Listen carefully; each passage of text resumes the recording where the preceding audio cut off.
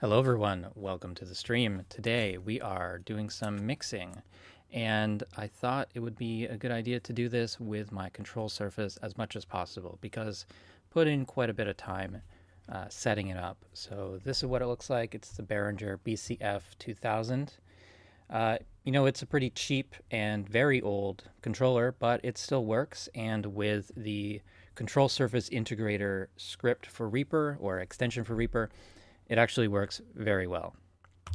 So that's what we're doing today. And yeah, hopefully this seems interesting to you.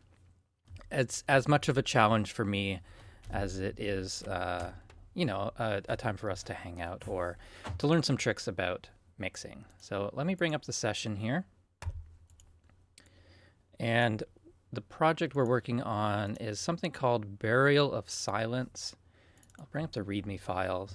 You probably can't read this because of the size of it, but raw multitrack from Rebuild the Evil's Burial of Silence.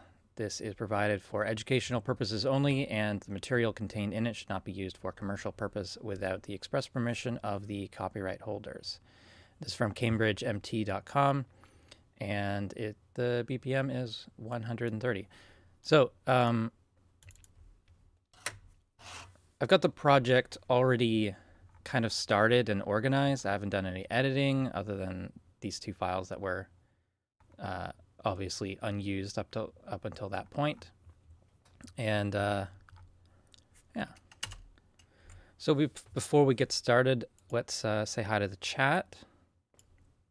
And I've already messed up by not hitting record on this because I do intend to make this a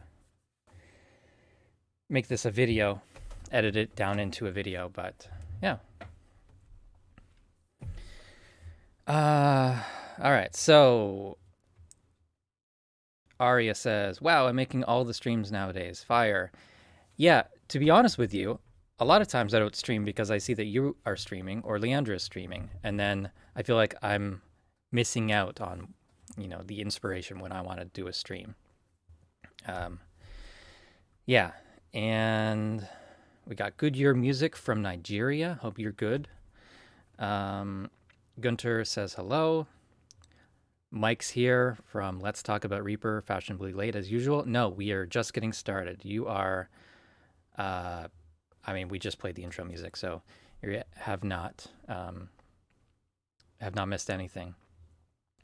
Cambridge MT flagged my last live stream where I did the Black Crown song, but I did get it back after I filed a dispute. Yeah, I usually don't worry about that too much. Hopefully, they could take it down midstream if someone's like watching it, but from there. But I think we'll be good. I've got until 1 o'clock. It's 11:43 right now. No, I've got until 1:45. So basically, we got 2 hours to get started on a mix, and I'll try to answer questions as they come up, but they may not get answered if I'm kind of in the groove of mixing. All right, let's get started by listening to this track. And let's just quickly check gain staging here. All right, so it's a bit loud, I think. Actually, did you guys hear that, right? Yeah, okay. So that's coming through the right output. All right, so where are we going to start with this? I usually start a mix by importing the tracks and getting everything organized into folders. So I've got a shortcut for basically it's a saved track template. So it's just called basic track folders, and it gives me a bus for vocals, backing vocals, electric guitars, acoustic guitars if they're in the project, a bass bus, a percussion bus, and a drum bus. And these are all named specifically to work with other actions, which you can see here at the bottom of my mixer. On the left of my mixer, I've got the All Tracks button. I've got an All Bus button. I've got the bass button, drums, guitar, keys. There's no keys in this project. Nothing with the word sample in the title. Percussion tracks, vocals tracks, and then effects tracks if I have any tracks with the word effects in the name. So let me switch to this controller view, and if I hit my drums bus button, that's going to show only the drums on my controller. If I switch to bass, you see that updating automatically, and I'll switch to guitars, and there's my guitar levels. So let's start with the all bus and bring those down. And if we are looking at this screen, you can see that all the faders are down. I'm just going to go to the, I don't know, this part of the recording and start building up a mix just with faders. So, so I'm not really touching the raw tracks, just kind of building up a very rough starting point for this. So I'm going to hit play. And I think that's the right button. Yep, that's the right button. So let me know if you guys want to see the Reaper screen or if you want to see the controller more. I don't have a layout set up for both, but I can do that if that's what you want.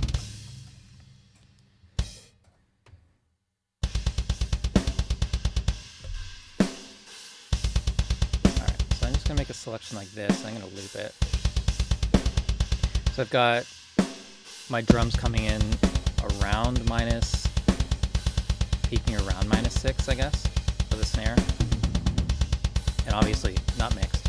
Actually, let's actually look at what the drums are looking at. Like, I've got, it's not completely flat. I think I raised the snare track earlier. Anyways, let's go back to all bus.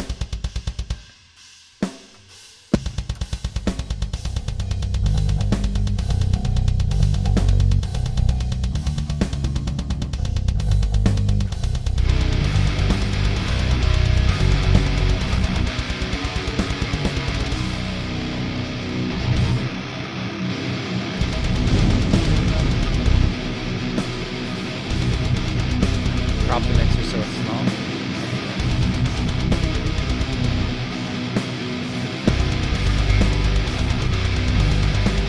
Alright. Yeah, I'll do that right now.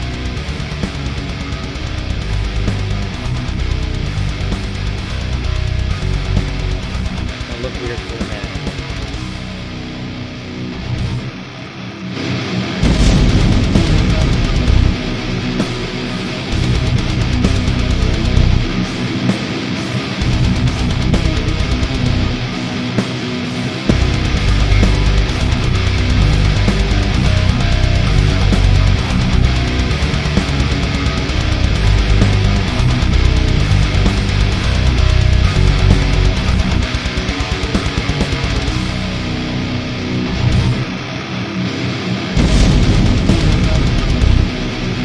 Okay? When the mix is going and I'm talking to the line, you're gonna have to turn down.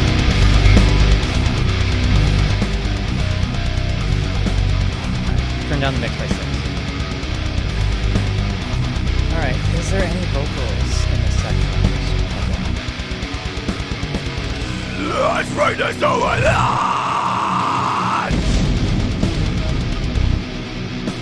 Alright.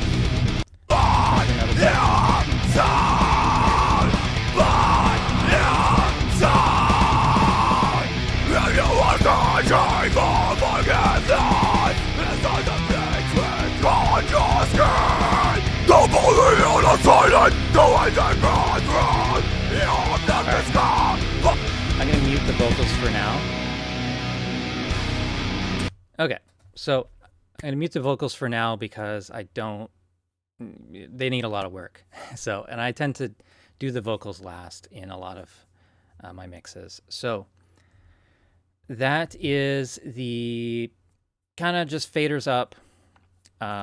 And now we can dig into the individual tracks and address any sort of like editing things if we need to do that. So I'm going to using my mouse, I'm going to switch to the drums thing. I think there is a shortcut in this CSI map to do that, but I don't remember off the top of my head how to do that. But yeah, so first track here is the first visible track in Reaper is the first visible track on my control surface.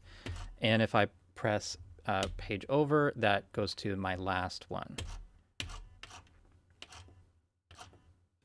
Yeah, so let's bring these down. And then starting with, let's see, where is the, so you can see that this, this controller is a little bit broken. I've got this all the way down. It's not quite getting down to the bottom. There we go. Sometimes it's a little bit like that, but overall it works pretty well. Considering how old it is, I'm not too concerned. Okay, so this track here is the overheads. And I guess we'll just solo the drums.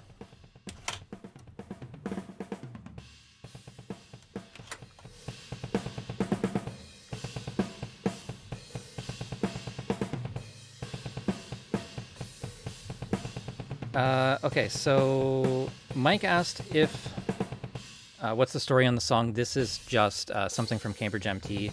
I just grabbed a couple different projects and, you know, just figured I would try mixing it on a stream. Or I just kind of saved it for like a day when I wasn't sure what to do.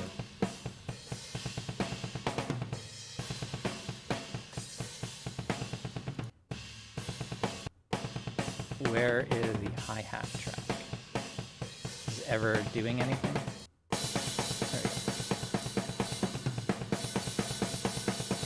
All right, so I want to listen to this, the overheads, and figure out if all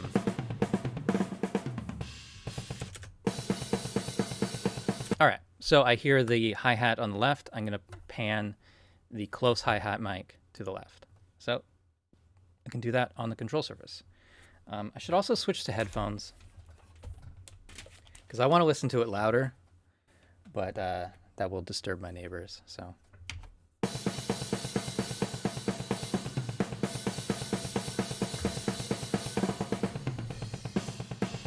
All right.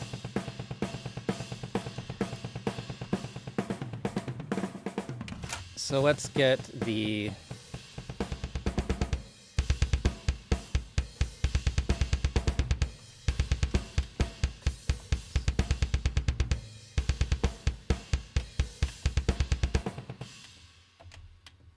nope, that's not the right button. There we go. There's solo. I gotta remember what the actual shortcuts are a lot of times. So the kick in actually sounds pretty decent. So it's like a hard beater, and there's a bit of a weird sort of ring to it.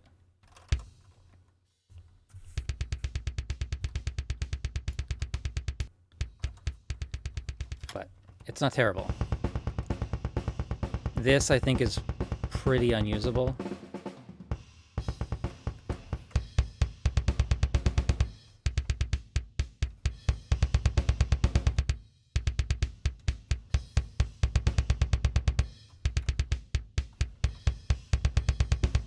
I guess it is better.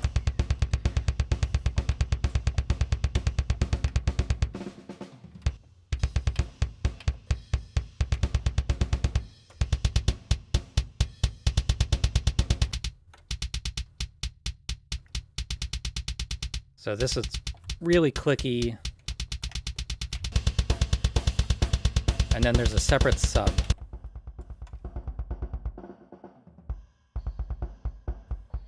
Which obviously needs some filtering.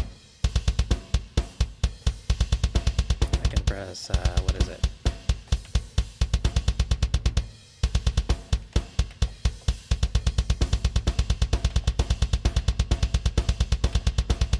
Oh, I know I can press some of these buttons and then, nope.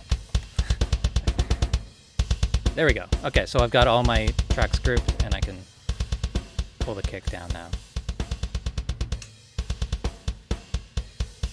I think I accidentally put my hi-hat into a right mode.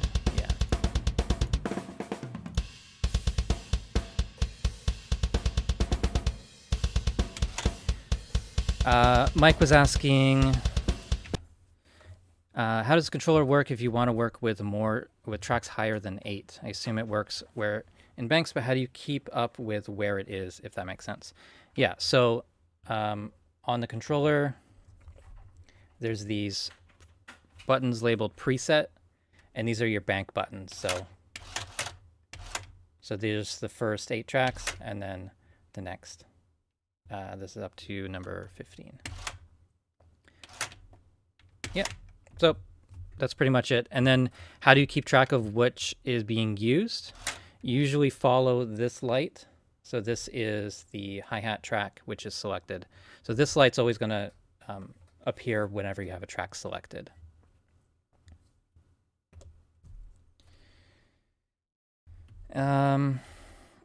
This controller, who was asking? Oliver, this is the Behringer BCF-2000. This is a really old one. You can see that it's cracked here.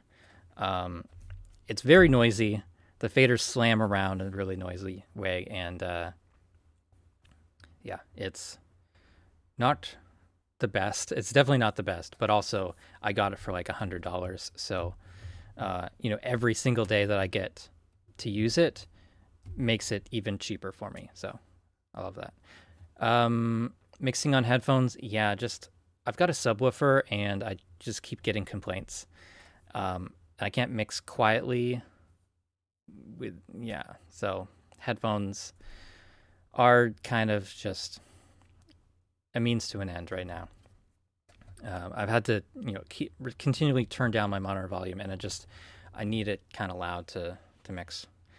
This is not ideal, but oh well. Okay, so you could see me pressing these encoder groups buttons over here. These are for different kind of shift and option sort of buttons that interact with these other controls. I could do things like go into sends mode, which I don't remember the shortcut for, but this, what is it? Oh, I forget. There we go. This is effects mode, I think. I forget. But that's the point of doing this stream and doing a mix, focusing on the control surface, is that I need to get better at using it, because if I don't have it in front of me, I'm not constantly using the same shortcuts and stuff on this, then what's the point of having it? All right, so I did the kick. I'm gonna bring in the snare top.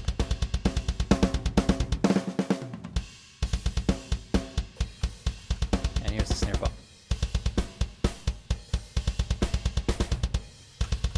And here's the sample.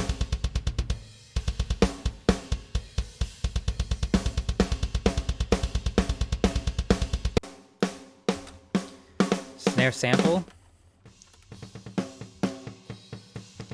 Snare top.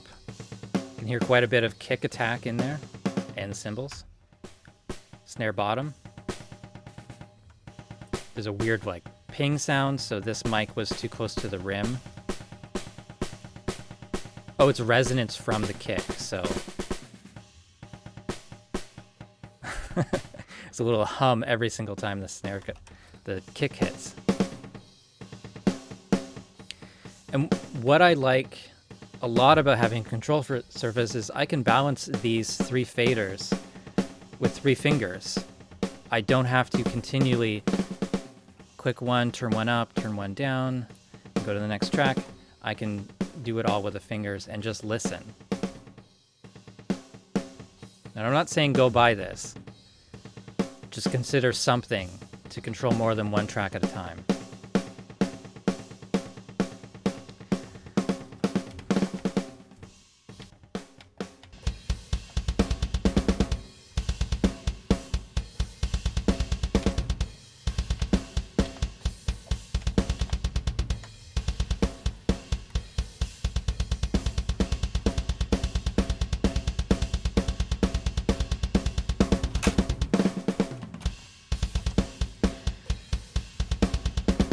All right, so onto the toms. I've got 4 toms, and they're just going to be panned. Let's do full left, I guess. Full left, half left, half right, and then fully right.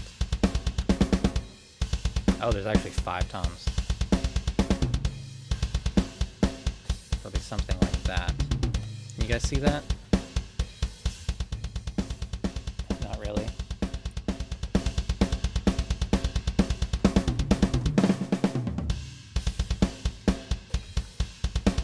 So at this point, it still sounds like a real drum kit. It's not too modern or shaped in any one direction, but it's not really what we're going for a metal mix. But we will get there. So that's just kind of the between tracks volume within the drum bus. Let's switch over to the bass is just 1 track. So I could probably leave that as it is. Let's also solo this. So the drums and the bass are now soloed. All right, bring this back down to unity and turn up the actual track.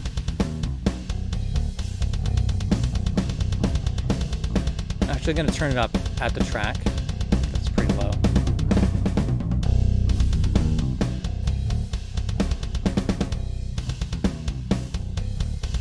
Okay, I jump to another part where it's louder.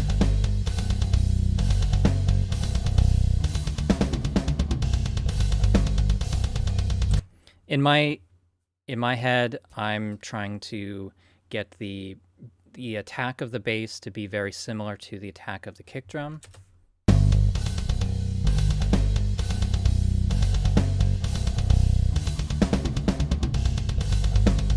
And in this section,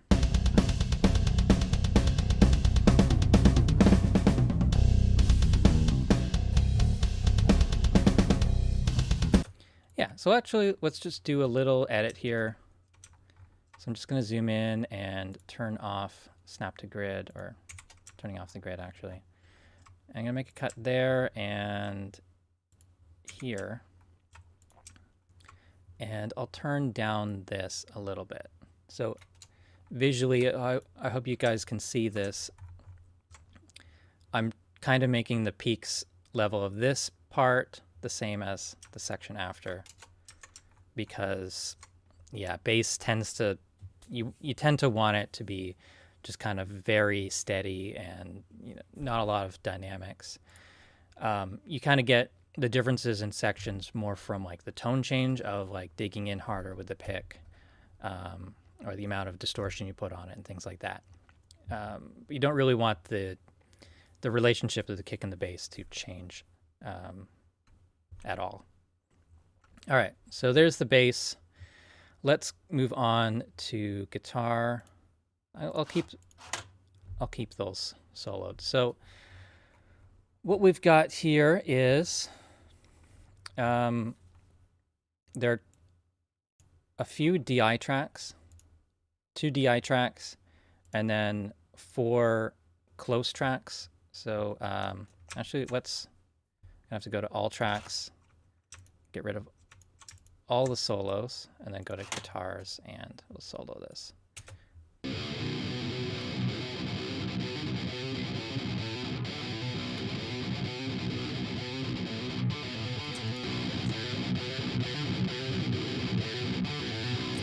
So that's 2 different performances, but it is, yeah, 2 different performances, but the same sort of amp tone. And then guitar 3 and guitar 4. So essentially there's 2 sets of tracks there to balance. So let's take these down. And in fact, guitar 3, 4 DI, just delete it. I know I'm not gonna use those. So these 2 tracks I'm gonna start off with. Hopefully everyone can see well.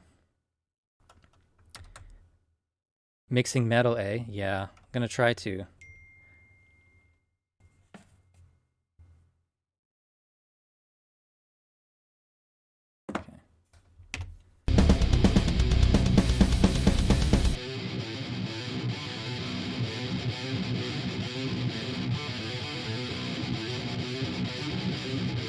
All right, so before we add compression to this or anything, I'm just kind of balancing with the faders to so that it sounds right in my headphones. And then I will mute these tracks, and let's bring up the next pair.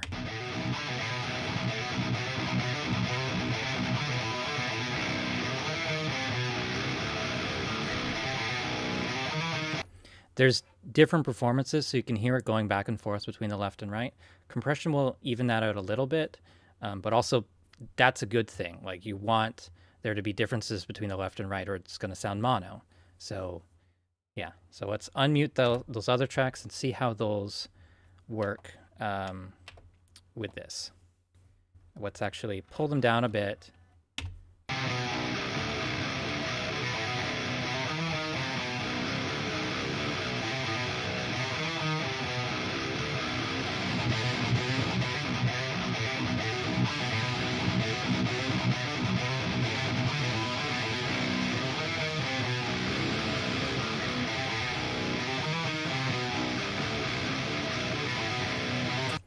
So I'm just thinking now about, I'm going to try to explain what I'm thinking as I'm doing this. A technical thing that you can do within Reaper that can make things like balancing the two left and right guitars, or the guitar 1 and 2 plus guitar 3 and 4, balancing them and being able to quickly make adjustments and things, is grouping them. So I have a shortcut, I think, my toolbar. Do I not? I don't. Okay, so I'm going to right click on one of the tracks. I've got 2 tracks selected. I'm going to click on track grouping parameters. That brings up this window. Let's zoom in. It brings up this window, and this will apply to 2 tracks. So I'm going to do, let's just do guitar lead and follow. So whichever track I select, they will control each other. And if it's been a while since I used this. That should be all I need to do. I can also do mute, lead, and follow. If you do lead on only one of the tracks, then if you do lead on one track and follow on the other track, you'll need to use one individual track to control the other one. But then that second one is independent, so you can control it by itself or as the group. So, and then in the actual mixer, you might not be able to see this too well. No, you can't see it at all because of the position of the window. In the mixer, you can see these red stripes on the fader and the mute button, because those are what I've enabled. So if it's a lead, it will control. If it's a follower, it will be controlled. And yeah, and it depends on the group number that you're assigning these to. So if I grab these 2 tracks and then set them to group 2, I'll do lead and follow and mute, lead and follow. And now if I touch them on the control surface, if I, not that track, this track, if I control them on the control surface, you can see them moving together, and that is with a single finger on one of the tracks. So now these work together. Grouping for volume controls, super helpful, and the mutes follow as well. Deleting stuff is the most underrated mixing technique. Absolutely, yeah. I love Reaper shortcuts so much. 90% of the time, they save me a ton of work. The other 1% leads me down a rabbit hole of optimization. I forget about the project I'm actually working on. Yes, absolutely. I find it's a really interesting and kind of fulfilling puzzle. It's not too difficult, and the rewards are great. But at the end of the day, it's all kind of meaningless. Like, you could have done the hard way all the way through and got to the result faster than if you tried to do it the optimal way by building your own script or custom action or cycle action. But it's just a fun puzzle. So it's like, it's no harder than a game of solitaire, but it feels good to do that stuff. Yeah. So anyways, as long as you can get back to work, it's cool. All right, let's get out of solo. Oh yeah, I wanted to mention that this first, shit, what button was it? Not that, this one. Okay, so this first pair of tracks, it has a good low end, but it's also like really kind of biting, very aggressive tone. And it kind of has this sort of like hissy quality to it. It sounds pretty good, and I think it works for this song. All right, so let's.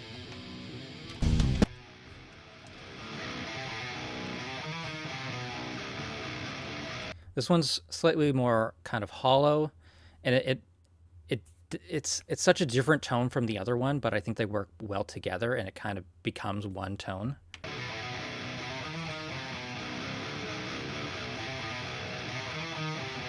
I like it.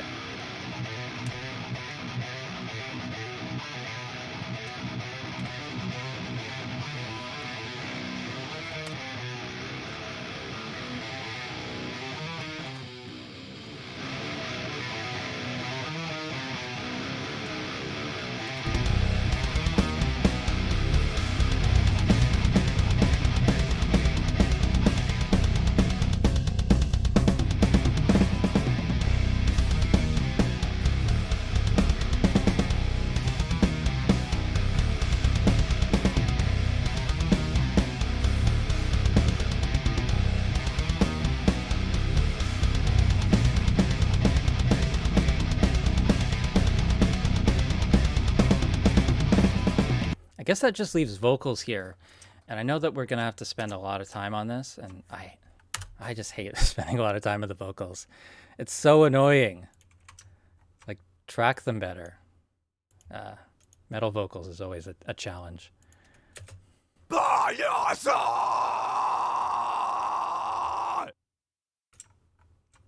Like, look at the dynamic differences here. This is just me being annoyed by little, minor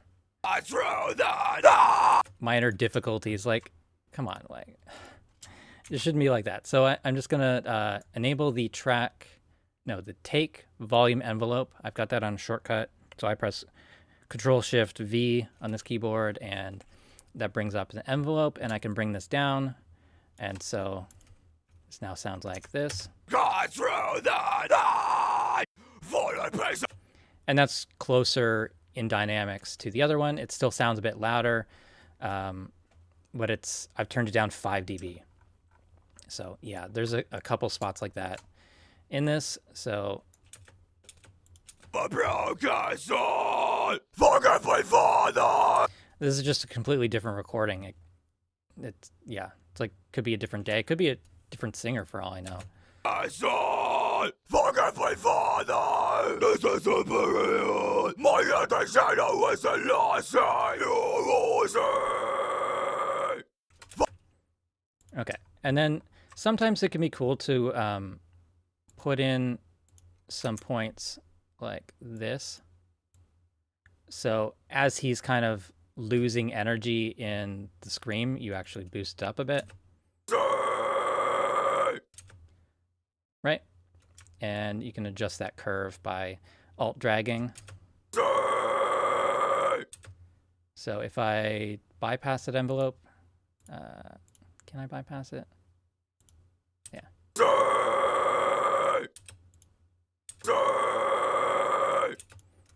Okay, so yeah, even without doing compression, I think it's really worth doing this sort of volume adjustment. So definitely these come down, kind of, instead of the compressor doing like 12 dB of gain reduction, I can have everything doing like 3 or 4, and instead of some words not being compressed at all, and then other is being compressed by 100 dB. It's better to do something like this. I'm just gonna kind of do like the bare minimum, I guess, because I feel like I can't spend too much time on something like this. I'm actually gonna just draw this one, so I'm gonna do a command drag and pencil that in. My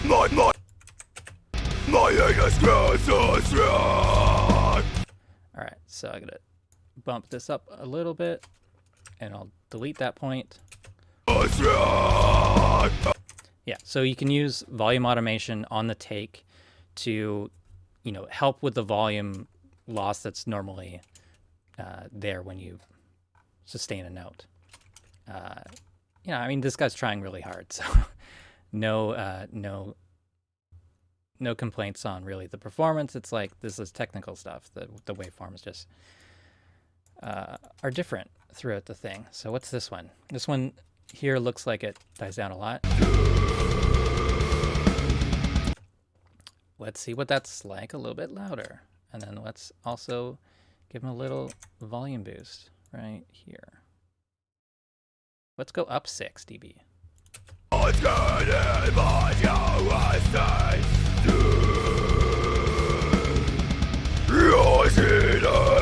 All right, and then he got loud there. Let's bring that down. Okay, just quick questions here. Insert JST gain reduction here. Yeah, JST gain reductions is a nuts compressor. There's more normalization than gain staging. Kind of. If I applied normalize, it would just take the highest peak and set it to a specific number. This is, I'm going through kind of on a phrase by phrase basis, maybe by word, and just kind of doing these kind of like large adjustments first.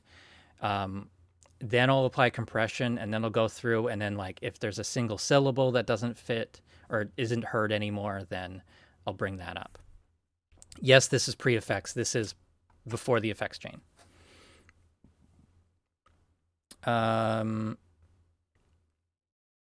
Ari says, totally, and no compressor setting works for stuff 12 dB apart. Yeah, you're just going to ruin the sound of things for no real reason most of the time.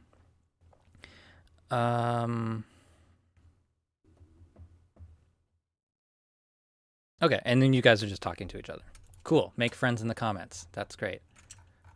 What happened there? Did I accidentally move the track? Okay.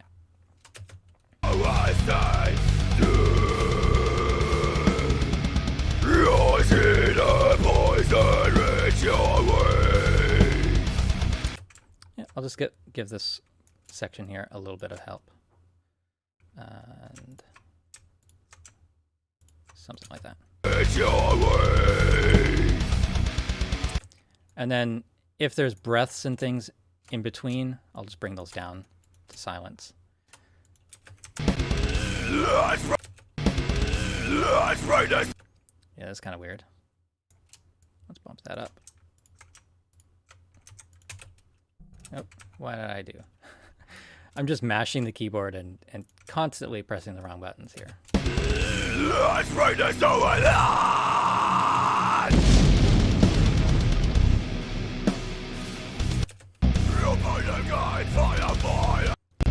All right, this whole section is too quiet, so I can bring that up there. I could also split it and use the take item volume. It's kind of like the same result for something like this, but actually, no, I will do that. I'm gonna turn this up. Yeah.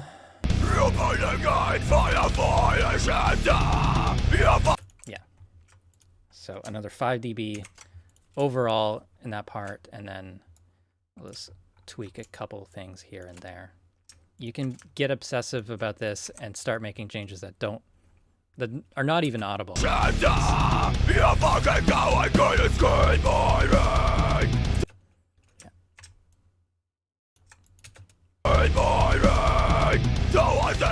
you're such a cry. The never guide to pull. Cry. The never guide to pull you. Pull.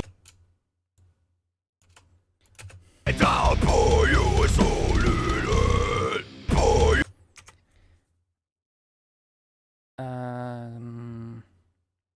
There's a slight delay between the visuals and the audio mix. Yeah, I did not check that. I should have.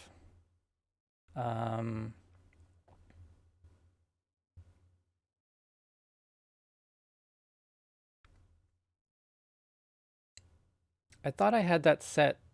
I must have missed it at some point.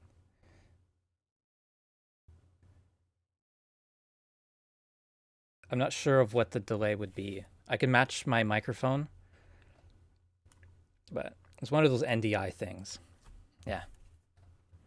It's like half a second. Okay.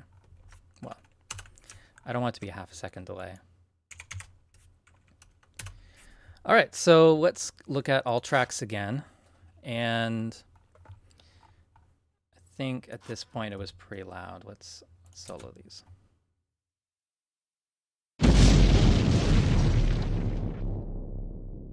All right, so there's like debris sound effect. Okay. And this other track was this sub bass thing.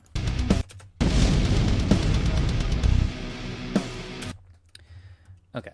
Well, this is a quick thing I could fix. I'll just add in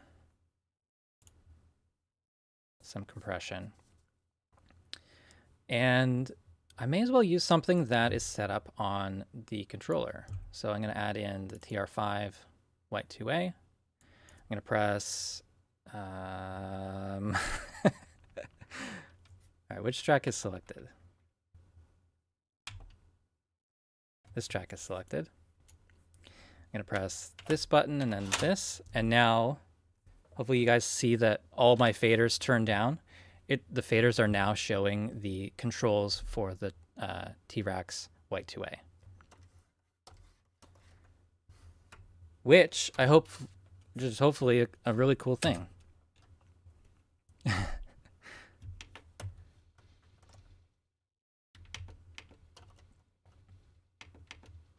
Nope.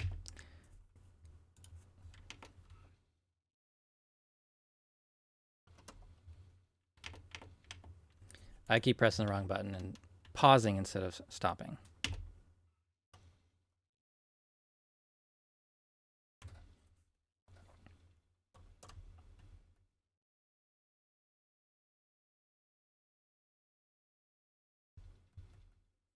Ah. Eric, I'm not allowed to make any bad mixing decisions. That's a lot of pressure. How could you do that to me? All right. So let's go to the bass. Bass could be fun.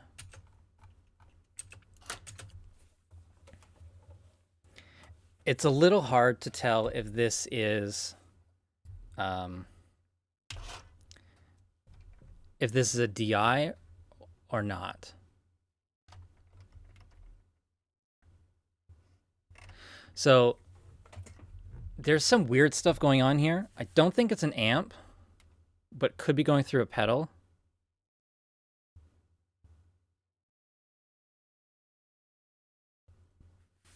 There's some weird stuff for sure. All right.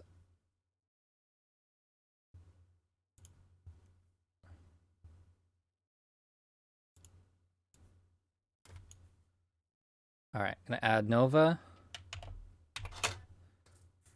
And now I've got Nova being controlled here. Audio is gone.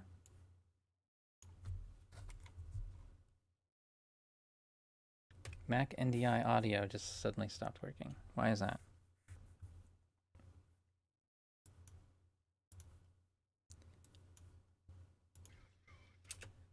Yeah, it is randomly just gone.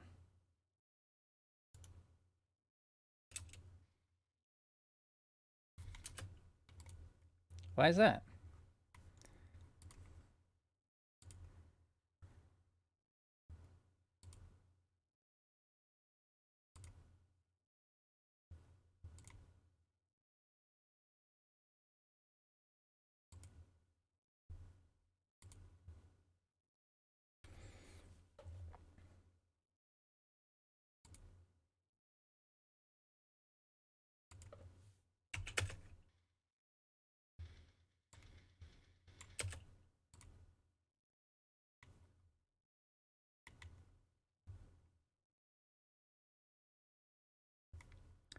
Well, that's annoying. I'll treat the toms later. Never treats the toms. Yeah. Okay, so why did that happen?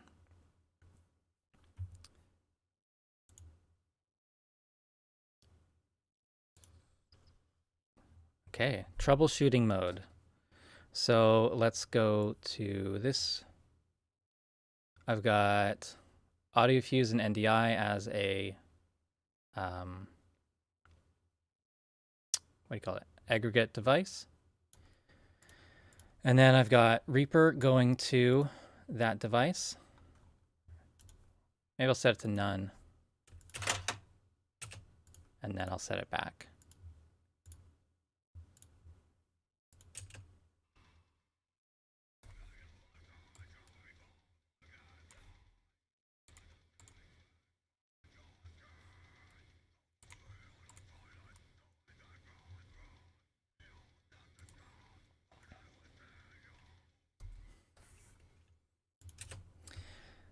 It's still not coming through, is it?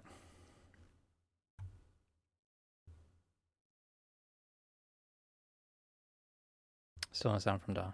I'm not using Restream. I'm using two different computers. So it's a little more complicated. My monitor effects.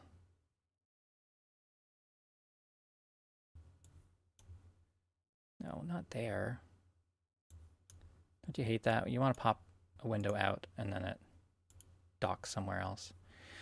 All right, so channel router, I think is what I was using. Channel outputs 9 and 10.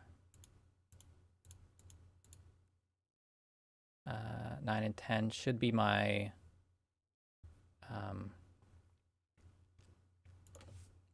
my NDI.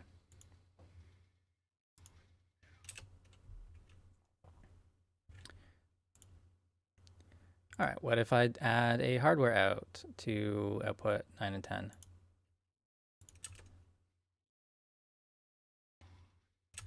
No, just like NDI just stopped working, which sucks. I can't restart my stream. Can I restart NDI? No. No, I didn't touch any of the outputs. It just stopped working as soon as Eric left. Damn you, Eric. Started happening when I launched the compressor.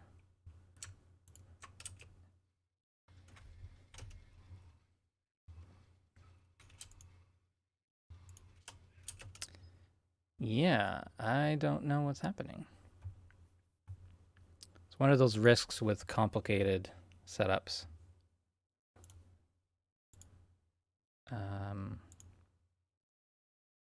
Offline device, NDI.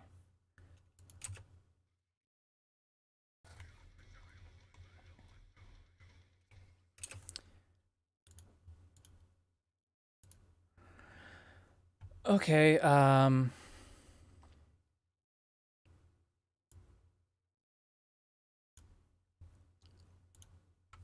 plan B.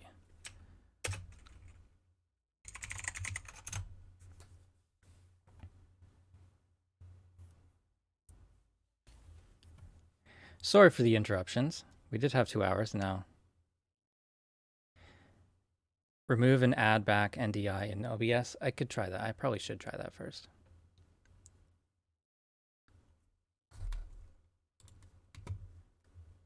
Audio.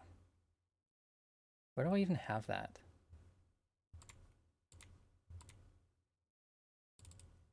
Mac NDI audio.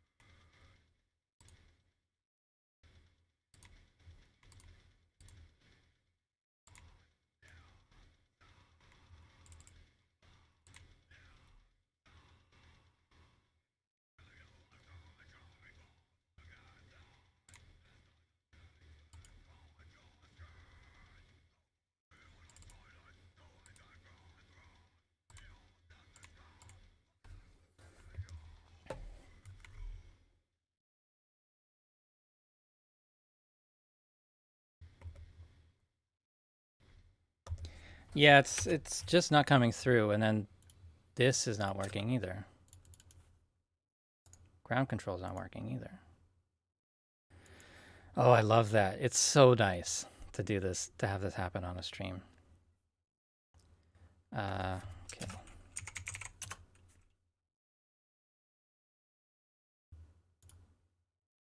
Cool. It's just, it all broke. It all broke. Okay, so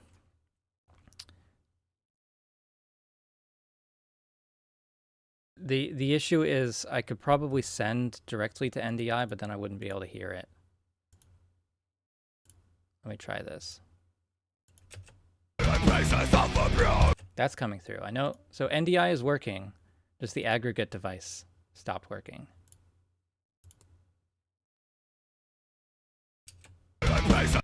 Oh, I got it working.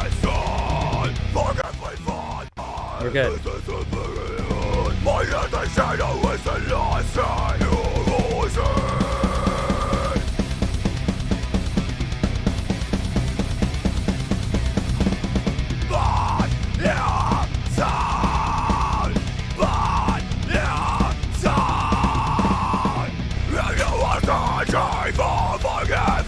What am I doing wrong?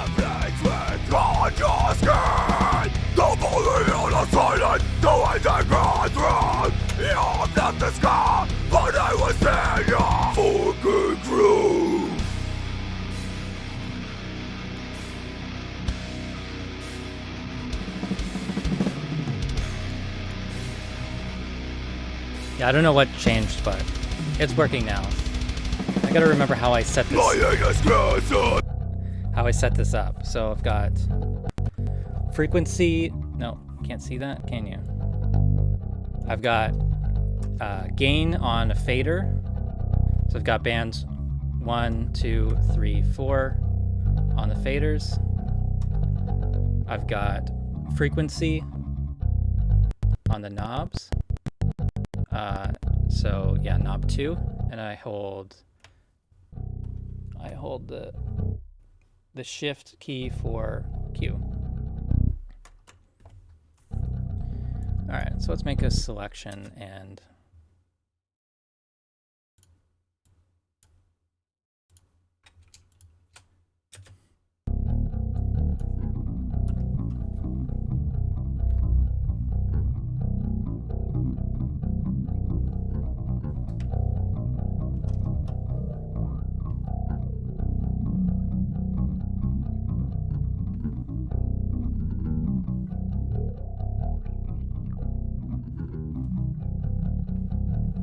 yeah, it's something like that I don't like.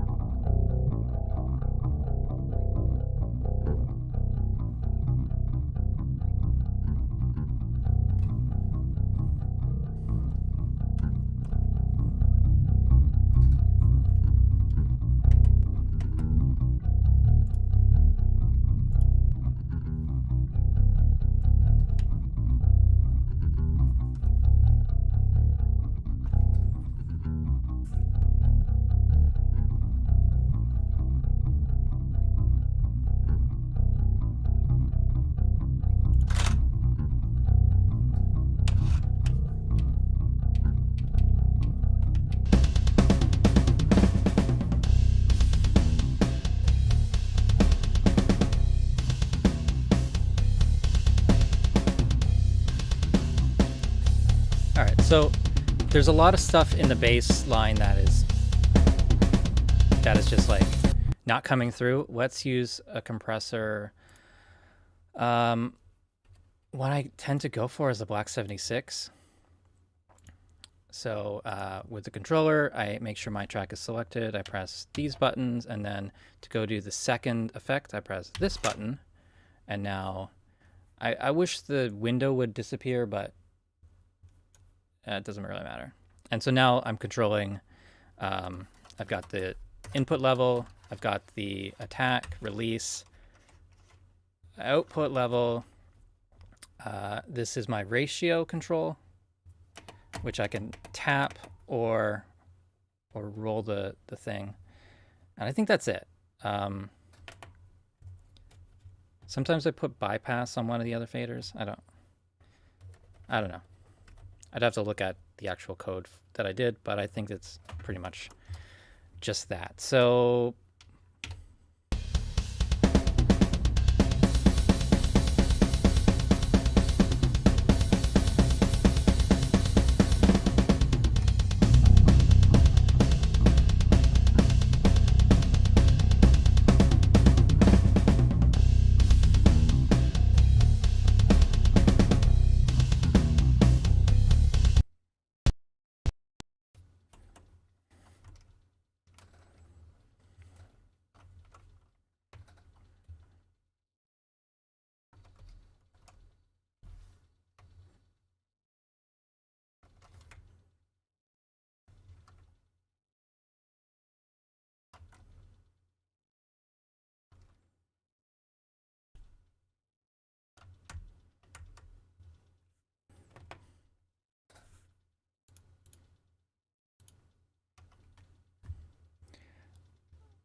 lost the sound again.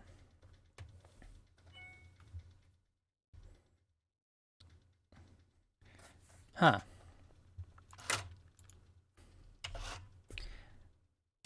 I don't know why that would be. You can hear me again, though, right? You can still hear me?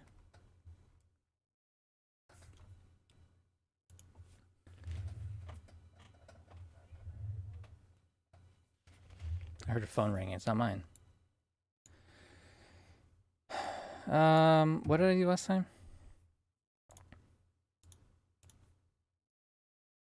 Seems to be something with NDI.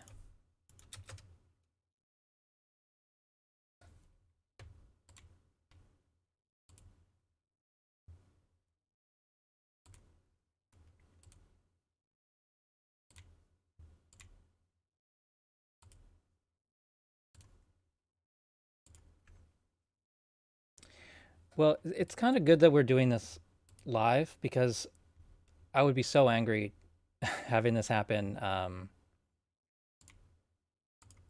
while recording, getting half an hour in and then it just disappears.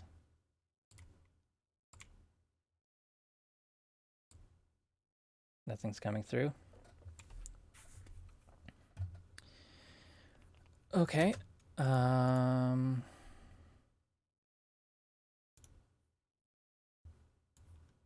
It's this thing. So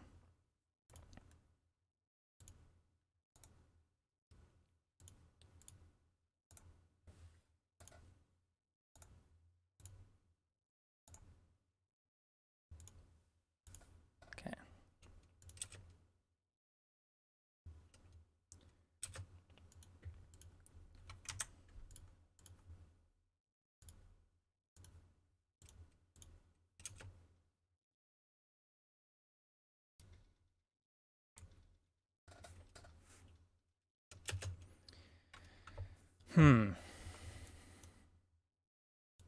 It's interesting. It was right when I plugged in, or when I inserted that effect,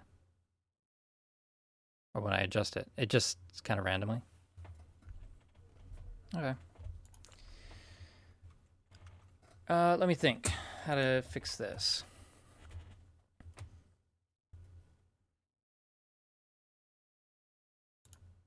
I could try sending it out of OBS. Um,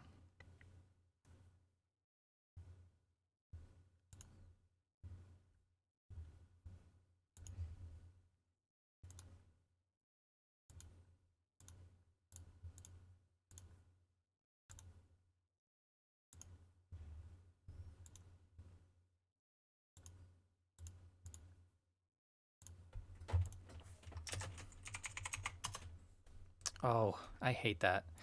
I go to type in loop back and I get loop cloud instead. All right, let's do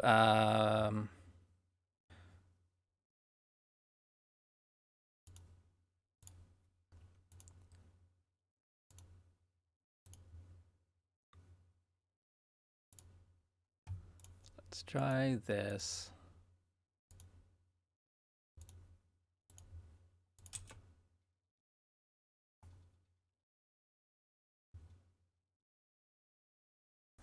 No.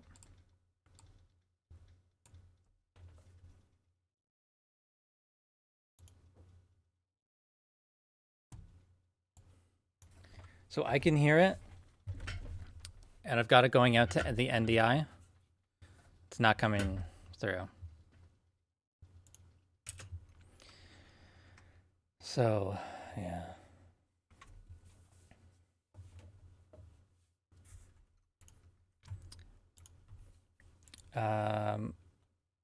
Aria says, make an aggregate with 2 hardware outs, 1 to your headphones and 1 on NDI. That's what I've got here. So I've got the audio fuse and NDI audio. Yeah. This other NDI audio is the NDI in. So this is what I have been using.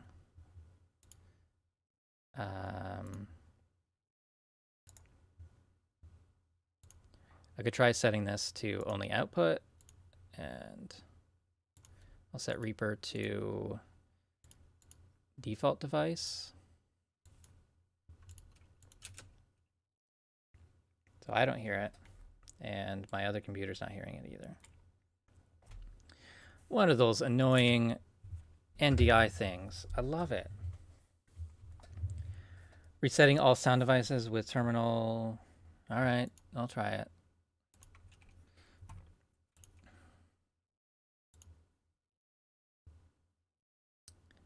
The good thing is I actually can restart this computer without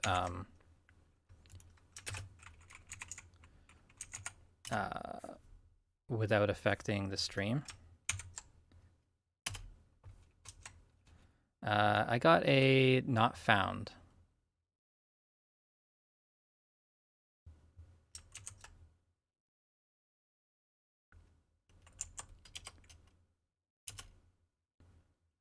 I got command not found. Yeah, I know it worked a minute ago, but I don't think there's a way to like restart NDI.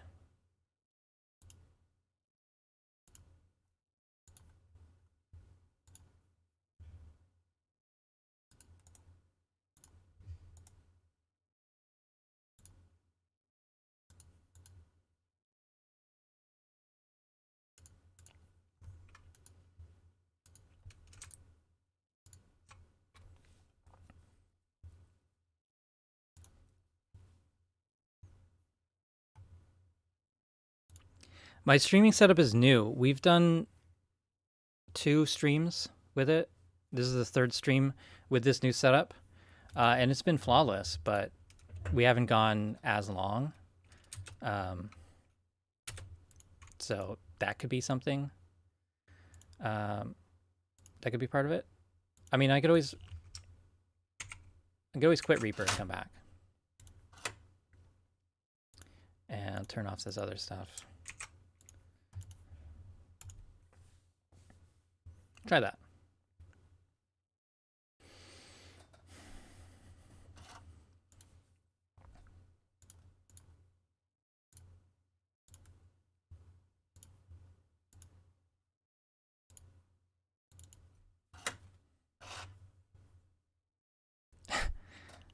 Mike says, I realize you're on a Mac, but somehow I bet Windows updates are to blame.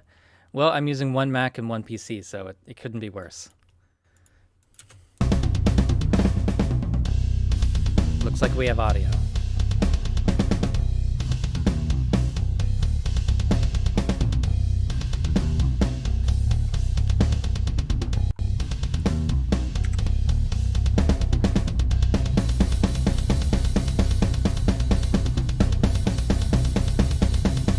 So you couldn't even hear me tweaking the compressor?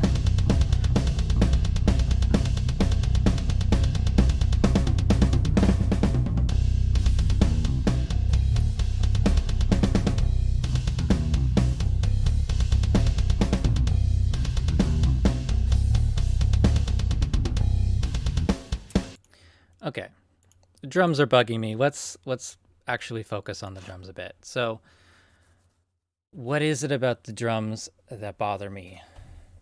It's well,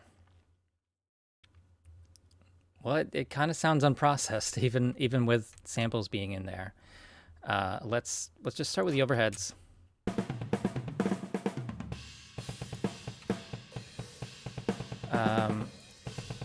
Should I risk putting in another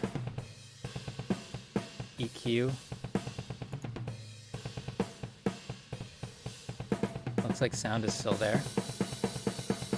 All right, so this track is selected. All right, so I think this, no. I thought I had a filter button. Oh, that's in and out gain. Okay, there we go. There's my filter.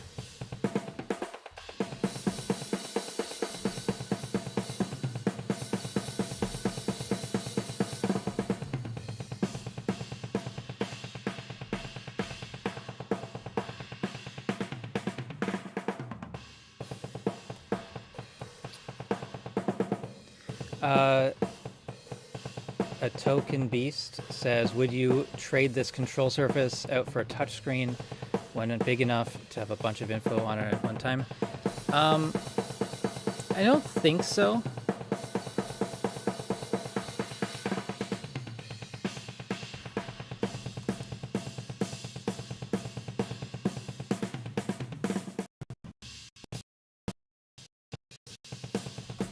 I don't think so.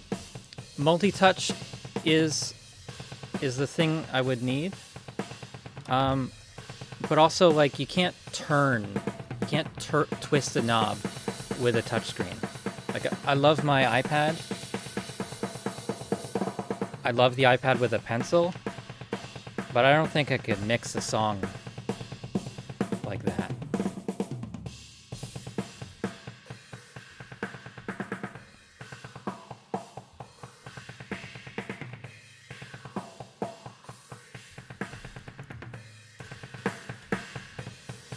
Anyone else hate this EQ gain button? It sounds so weird to me.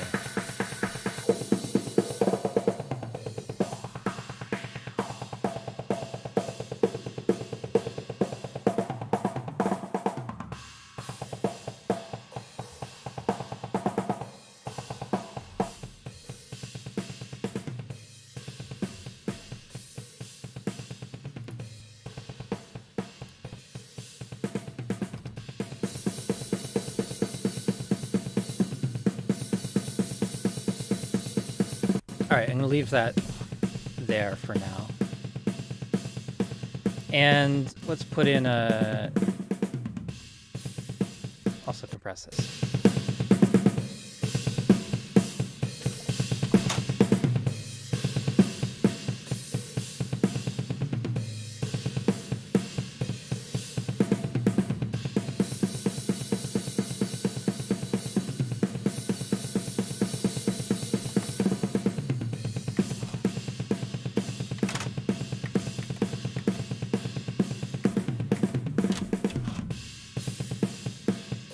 I'm streaming from the PC. I'm using NDI to get video and audio over the network.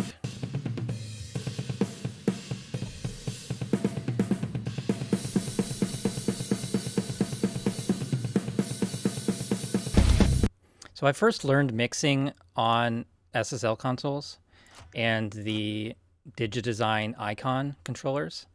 And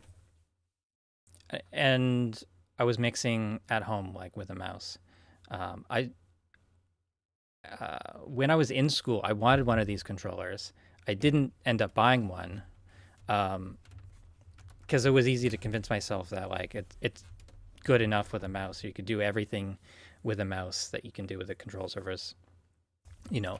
But now that I have this, and I've had this for many years, like it was just stupid. I should have had a control surface from the beginning. There's so many things that are just like, it's just such a great convenience to be able to move more than one thing at a time. And so if you missed the beginning, like this video is trying to get comfortable using the control surface for everything, or as much as possible, getting more than just the 8 faders out of it, like using it for controlling plugins, using the mouse a lot less, that sort of thing. And it's just going to be muscle memory kind of to get a lot of this stuff the way that I want it.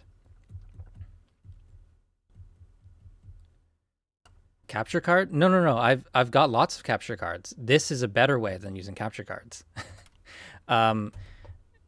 It was Reaper just stopped sending audio out for some reason. Restarting it worked. NDI is, I've done capture cards for a couple of years now, and NDI has surprised me because, it gives me both of my screens at once, instantly, as a 1440 by 2880, or no, 2860 by 2880 capture. No wires. Getting rid of the capture cards improved the quality and got rid of 6 devices and cables. So, I'd rather not go back to NDI. What product of theirs are you using? This just the driver, just the NDI driver. On my Mac, I've got OBS running. With preview on, this is what I'm capturing. So I've got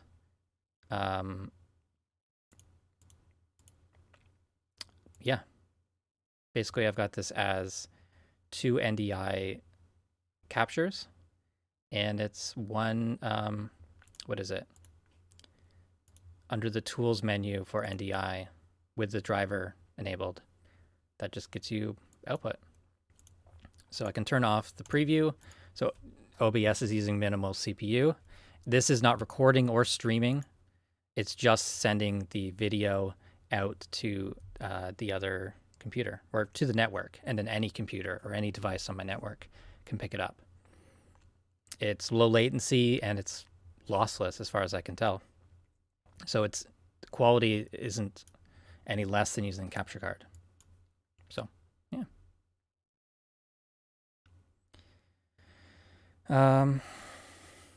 The thing with the touchscreen is I actually have an old touchscreen computer. It's like a HP something, some stupid name. Touch Smart, I think it is. HP Touch Smart. That I got for free from my aunt. And it kills your arms like very quickly. And it's a lot less responsive than an iPad running at like 120 hertz or even 60 hertz. And yeah, I wouldn't want to use that for extended period of time. It works terribly with Reaper, but partly because it's an old computer, but partly because Reaper does not support touch the way that you need really for a seamless, fluid thing. Anything that competes with the hardware.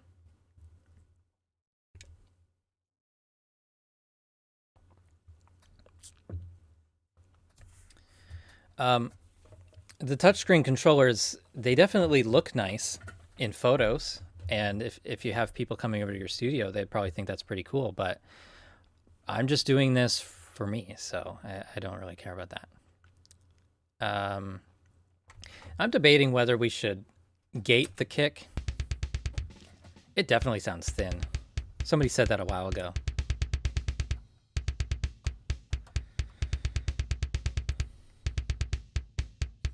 All right, so let's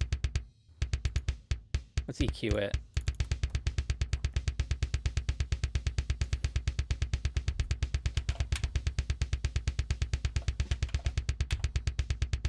Oh, come on.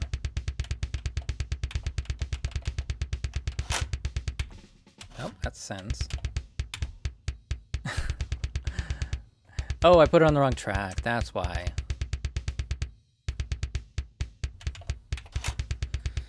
I knew I was doing it right.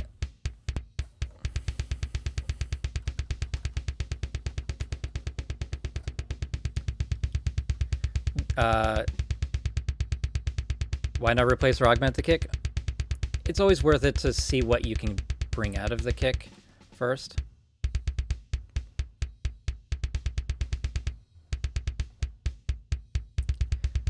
I'm not mixing with my sub, so I'm not really sure what I'm doing here. Below 100 Hertz.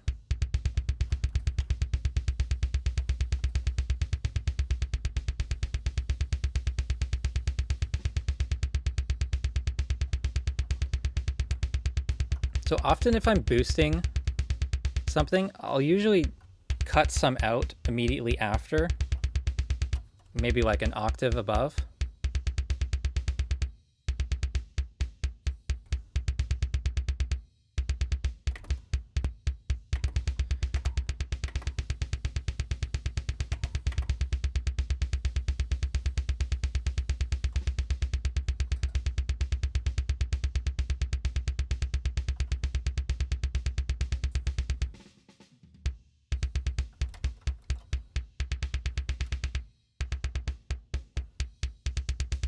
There is a kick sample provided with this session, so.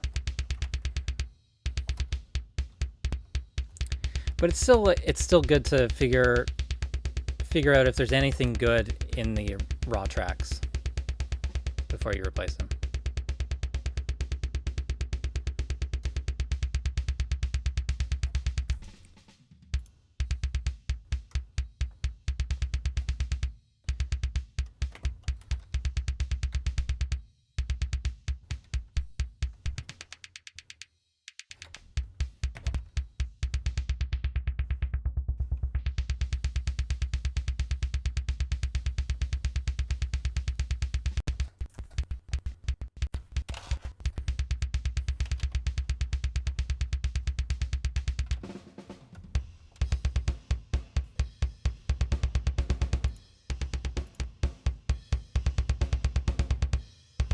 I think I probably won't use that one.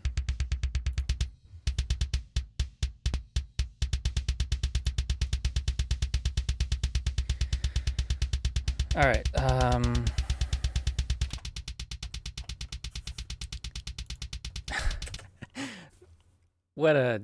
What a great kick sound. Oh, first track.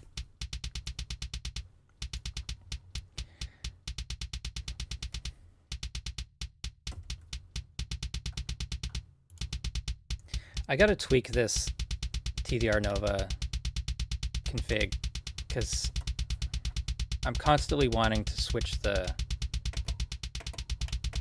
Oh, there we go. I did do it. Okay. I just need to remember that it's shift click.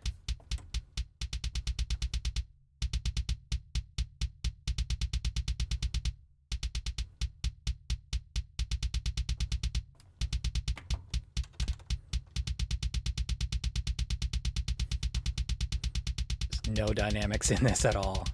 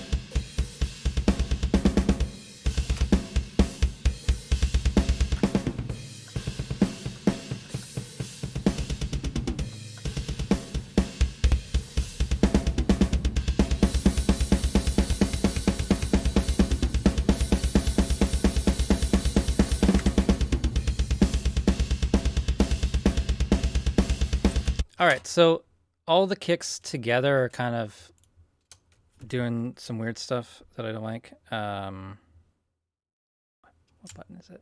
Command Shift. There we go. Okay, so this is a kick folder.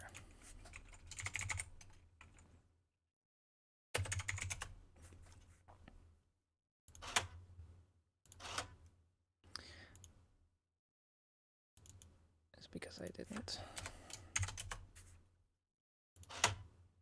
Why don't I have a kick bus inside there? Oh, maybe I don't. I bet I don't have child tracks put in there. Okay, so I'm just going to use ReEQ. I know that I do have this mapped. It's just going to be easier for me to use the mouse, I think.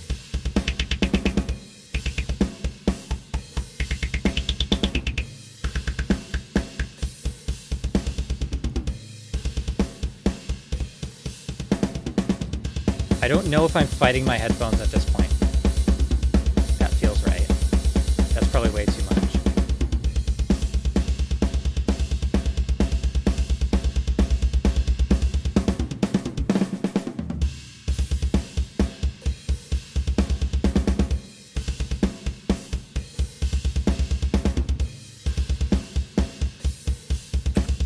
Okay, let's check on speakers.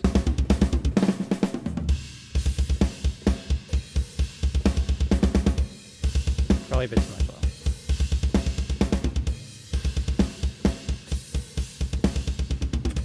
Okay. Needed to check on a sub. Everyone's making friends in the comments, I hope.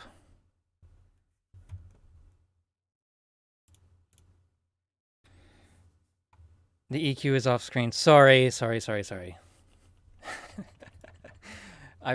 I forget to look over it on my left to check on that. But, you know, I got to fix my setup because it's not ideal. I'm constantly fighting with my setup and never feeling inspired or wanting to spend much time at my desk because of it. All right, so let's see if we can get some. I don't know. I want to put a compressor on it, but do I need a compressor? It just kind of feels like I'm supposed to put a compressor on it.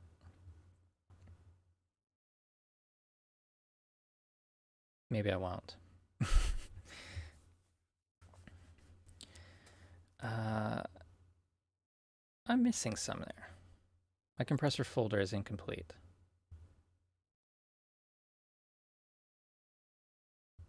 Where's Molotov? Oh, I don't have it on this computer. Okay. Make a note of that. I wanted Molotov and it's not there.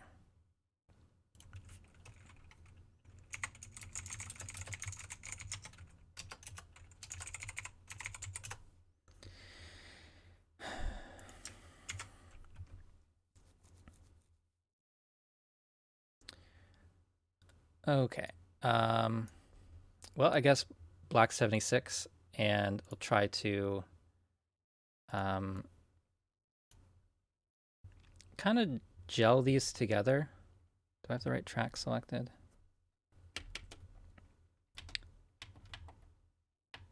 Why did that track disappear? Oh, okay. It just slid over. This I'm not used to.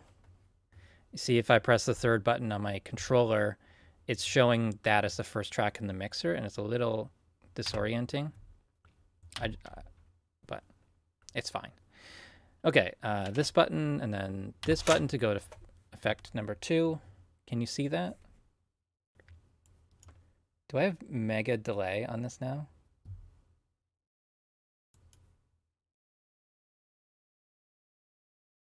What? You guys can't see the floating window. Why is that? What's going on in NDI?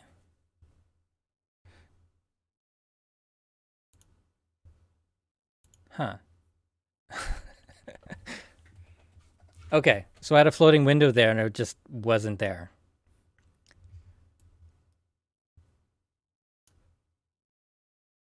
I'm looking at my preview and it's like I've got a plug-in window on my screen in front of me, and then I turn to the left, it's just not there. It's like OBS didn't see a floating window. I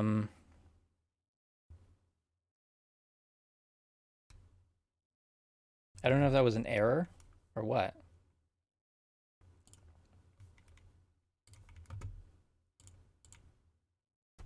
I don't know. Yeah, no kidding. Maybe I should keep that stuff connected just for a backup, but it's so much more complicated. I don't know. I don't like having to use two computers, but the Mac Mini can't handle streaming 1440p. Yeah. Oh well. What was I doing? Kick, compression.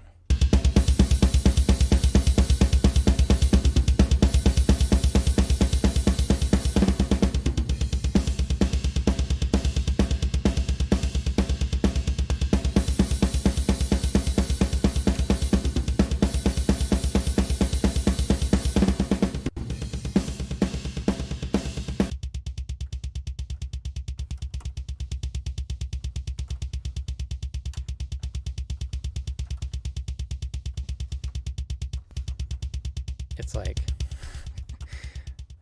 it's so much kick sample that it's like there's just no dynamics there anyways.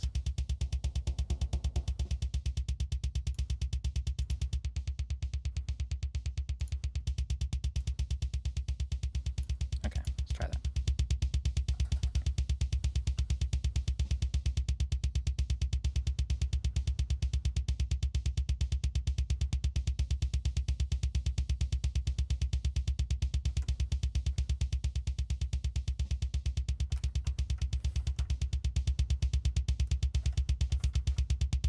I really like the M1. It just can't stream above 1080p, and I want to stream above 1080p. So.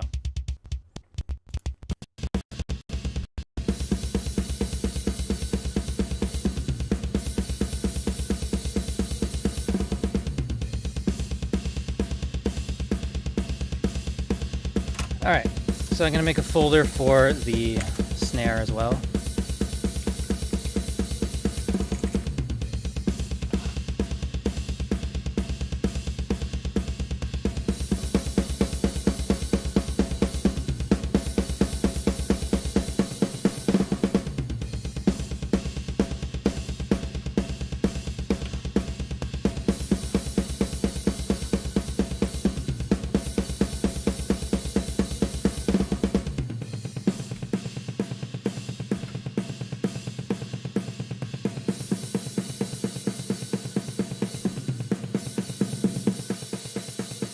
I'm gonna take the kick out completely. And the overhead.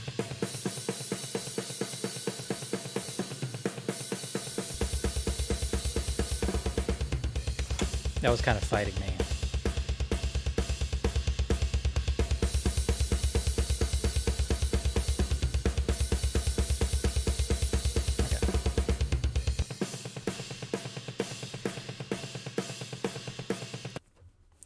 Snare, where are you? This track.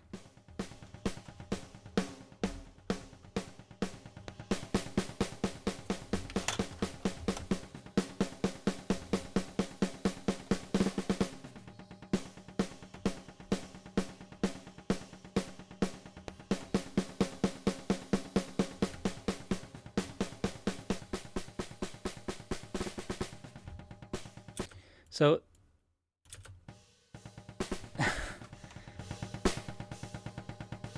it's got this weird hum I want to get rid of, for sure.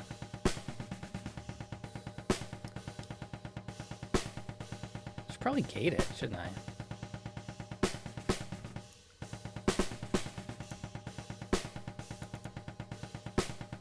Got put it on the wrong track, of course.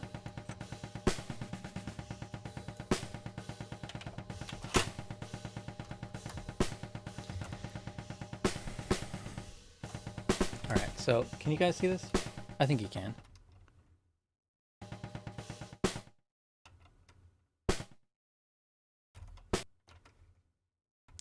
So the way I've got this one set up is the first 4 faders are the top row of controls, which are the high pass, low pass frequency, and detection time and threshold. And then on the knobs, I've got attack, hold, release, and close gain.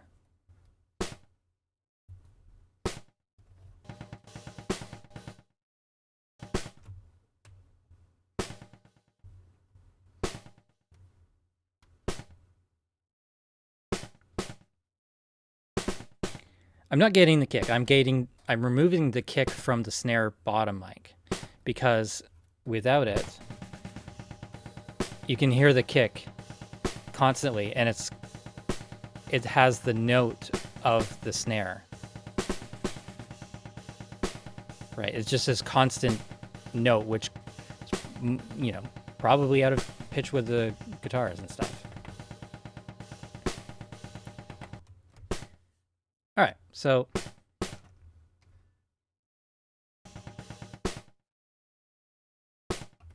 gonna check a different part of the song.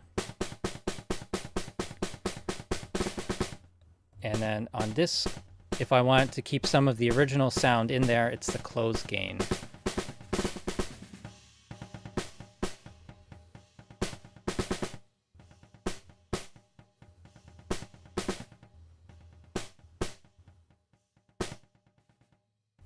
May as well take it out completely. But also I'm interested in EQing this. I'm going to put the EQ before, and let's try to, with this effect bypassed, let's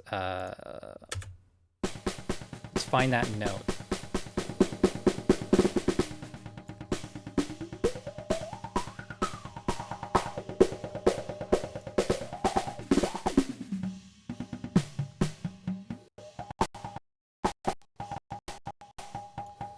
So that's basically what I don't want.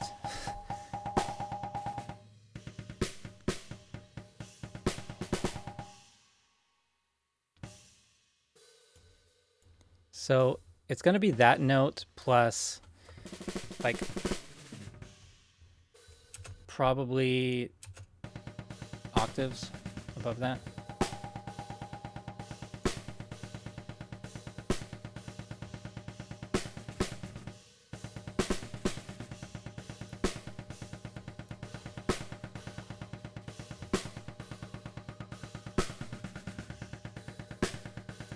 So if this was 844, 1608, 1688.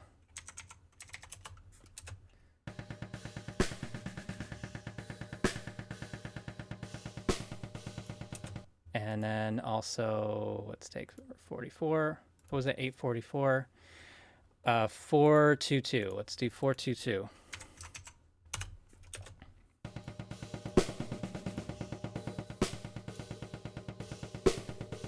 It's not so bad there. Yeah, so I just did octaves there. It's an E plus 50 cents. What did I get here? I got a G sharp. I don't know.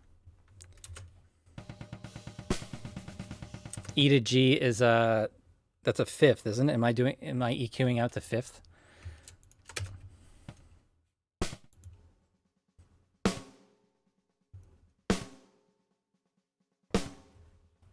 That's better. All right, let's. So the main, we're on this plugin now here. Actually, let's clear all plugin windows.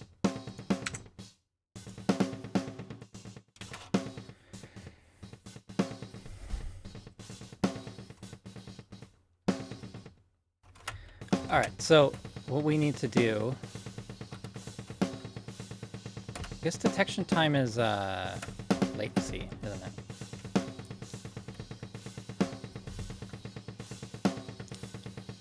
Did I have a button for filter on?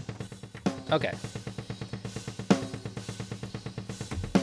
Okay, So this gate, for anyone who is new to gating things out, this is listening to the signal that's coming in. It's using filters to isolate a certain section of that. And when that signal is heard, then it opens up the gate or lets the signal through. Every other time, or all the other times, when that signal is not present, it's muted. So using the filters here, high pass and low pass, I can isolate the sound of the kick drum, and we should be able to hear that now.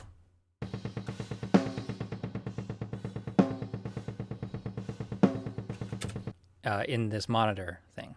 So if monitor is enabled, again, I'm trying to not use the mouse so much, but when the monitor is enabled, that's listening, that's only passing through the signal that the filter is acting on. And now we'll turn up the threshold.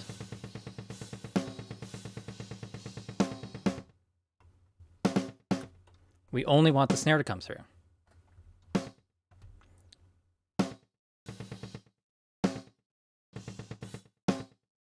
So I'm just tweaking the hold and release time. Hold is, it keeps the door fully open. Release is how long it takes to get back down to fully closed. The close gain is keeping the door open a little bit.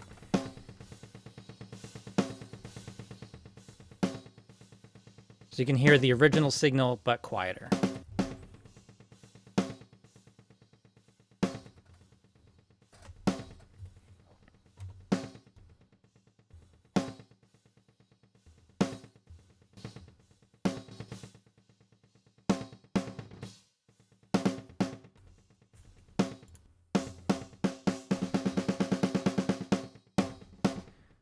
All right, all the snares at once. And with no effects on it.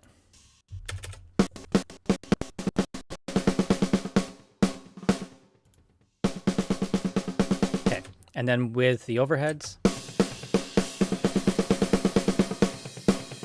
And with no effects. Just tighter, more controlled. You can hear the snare hits more clearly because they're not surrounded by noise. And so let's get the kicks in there.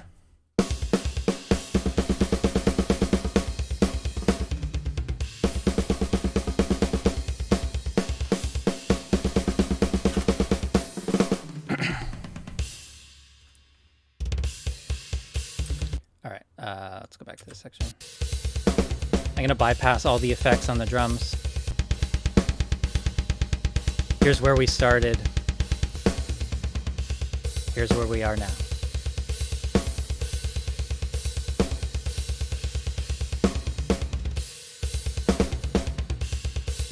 Okay.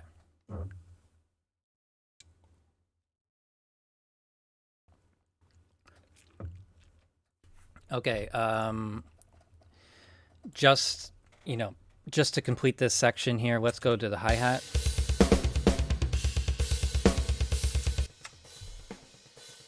I'm gonna put it back in the center because it's a little easier to EQ things when they're centered and soloed.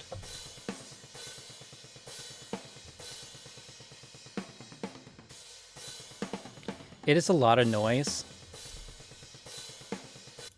I think we could probably do some EQ on this. So let's go back to Nova. And are these my settings for Nova? It is my settings for Nova. No, that's not my settings for Nova. So one of the things that often happens with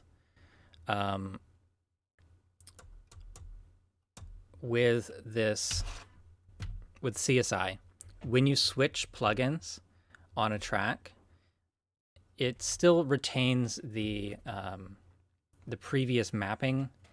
So instead of controlling the gains, it was controlling the frequency. So it just kind of goes in order, whatever's there. So you have to exit EQ mode and then come back, or not EQ mode, exit plugin mode, go back to the home zone, and then go back to effects for that channel, and then it will reload the mapping file.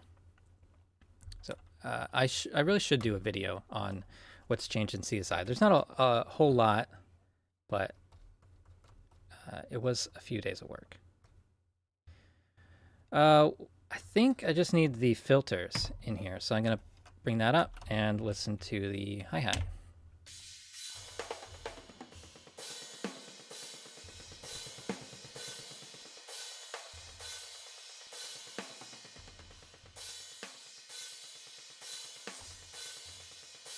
Do I need more than that? Maybe.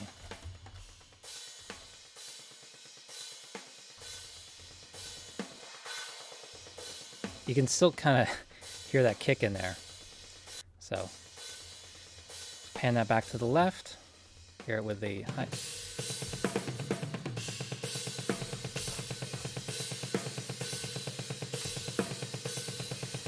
Most of the hi-hat is in the overheads, really.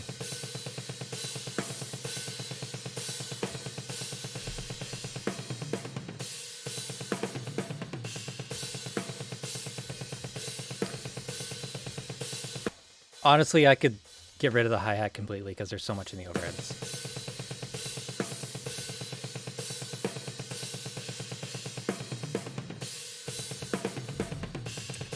Okay, good enough. Toms.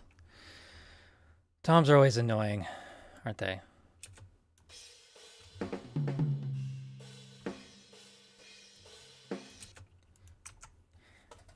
Oh, I feel like just doing the meme and never coming back to the toms because there's so much other stuff I want to do.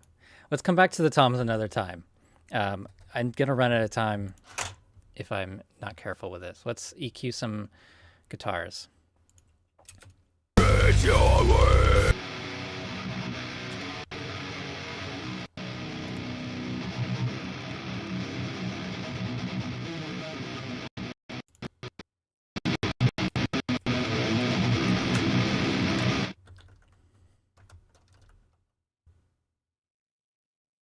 I know sound has dropped out. What I'm usually looking for right here, for something like heavily distorted electric guitars, I just want the gain reduction meter to be like just barely moving. So like maybe 1 dB at the most. And I'll just bring this up.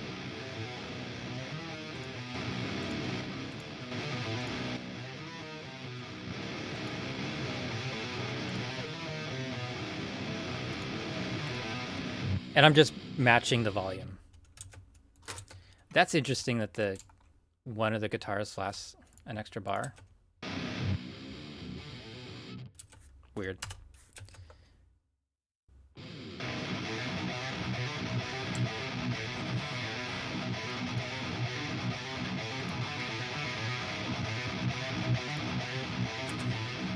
Okay, why did I do almost nothing on the compressor for this?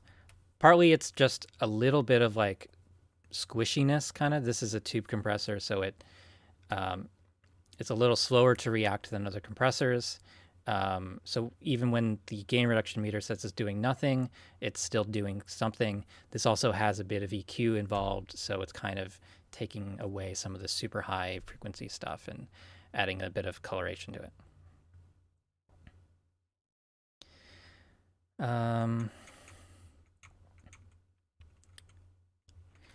Is Nova your default EQ these days? It's not, but it is one that works well on this controller, and that's why I'm trying to use it. Re-EQ is too like infinitely flexible, so it gets tricky to like always remember which things are which. So like I know that band 1 is always going to be fader 1. It's all it's always the same.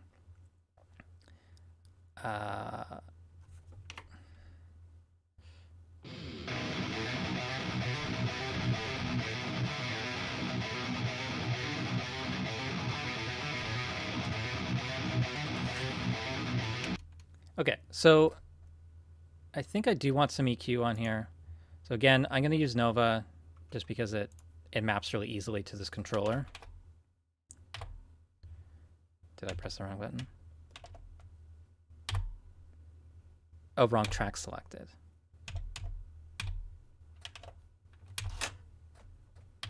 There we go. And I'll remember to put it over here so you can see it.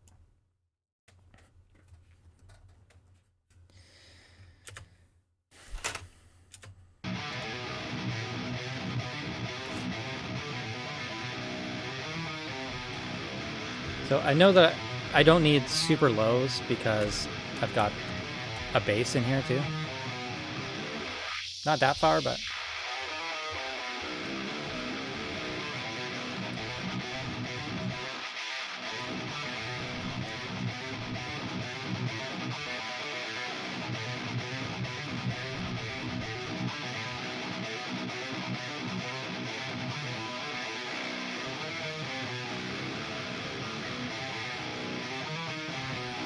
Okay, same for the highs.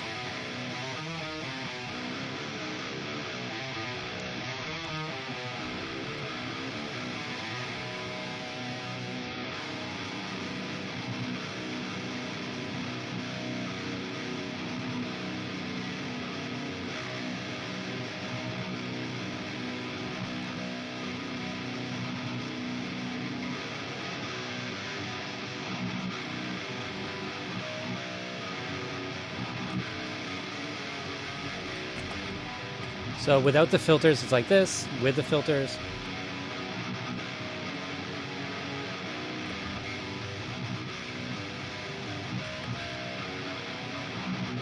the low end tickles my ears a little nicer on the with more low end. I got to hear it with the bass.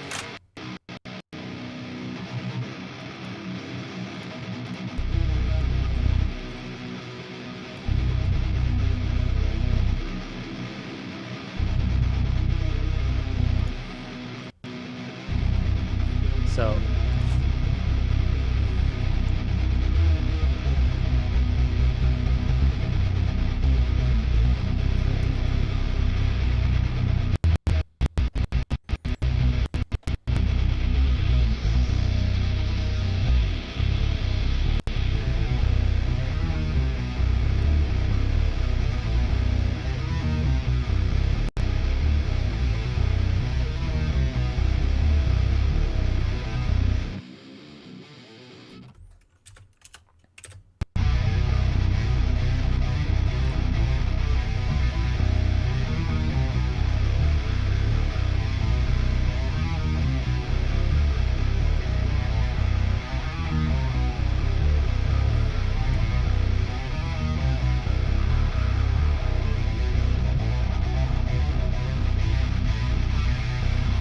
oh, that damn EQ gain is messing me up again.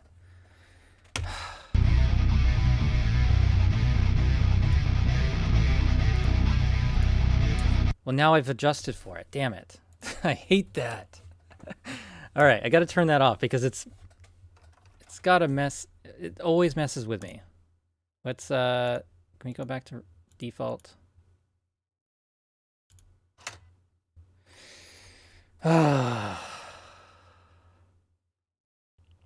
Gonna do a video on your solution to the Reaper's take system.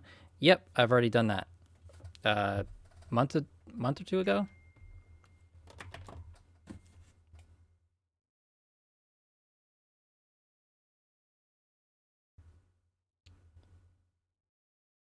Okay.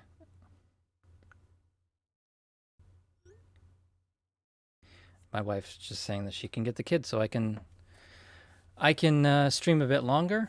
That could mean that she quit her job, so I don't know.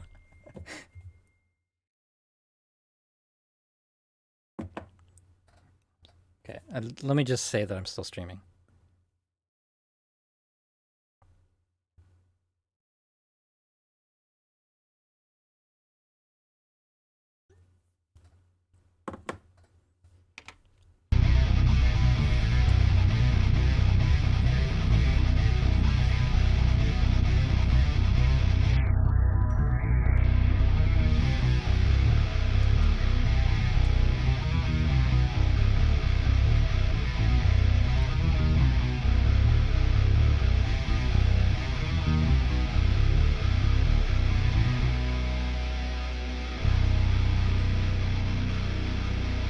Yeah, I'm gonna stream longer.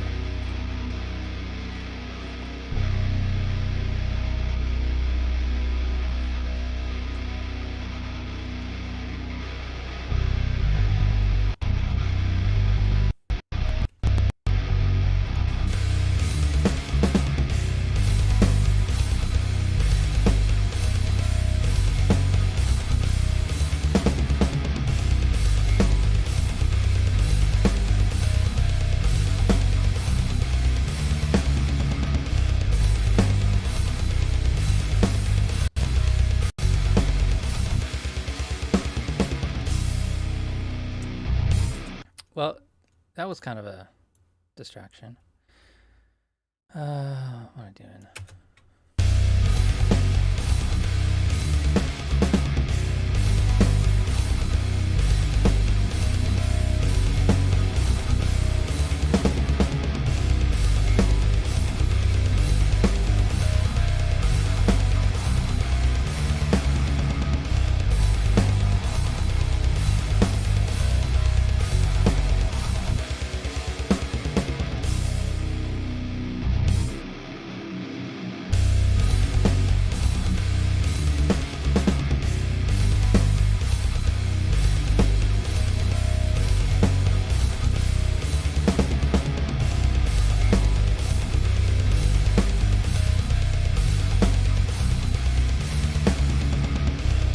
What are you guys thinking? More mids or less?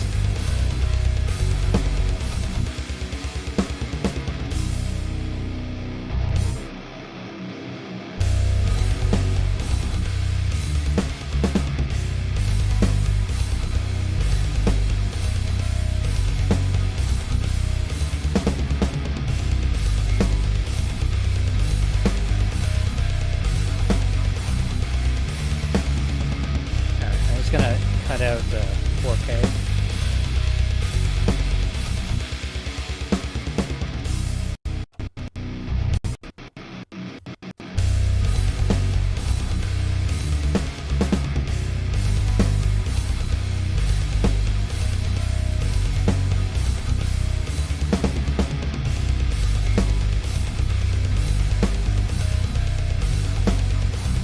Maple Fox says, coincidence, I had just downloaded Nova last night from seeing someone else use it. Must be decent. It's very decent. The reason I'm using it today is because I wanted to use the controller.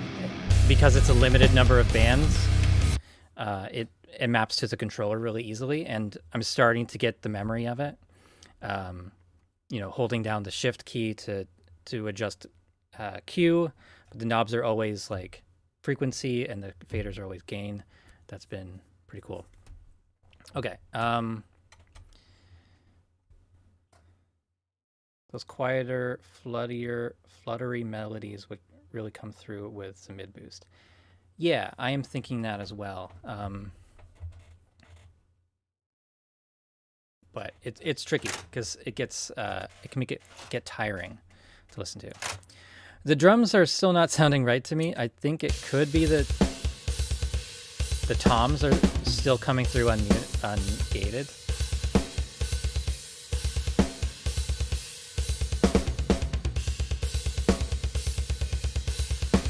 Partly that.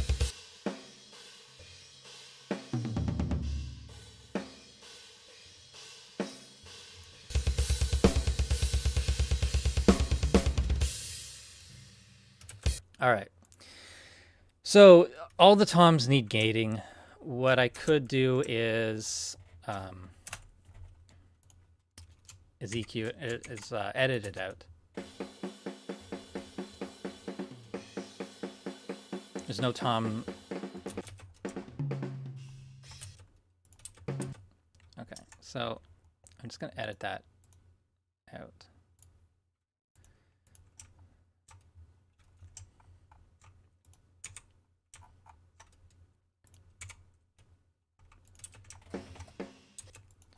Have you guys seen this technique before? Just like pressing tab, basically, trimming, finding where that tom ends, and then splitting. Is that the same tom? No, that's the other tom. It is a little hard to tell which tom is playing in each section. No, I guess it is the high tom there. So, did I do that right? Yeah.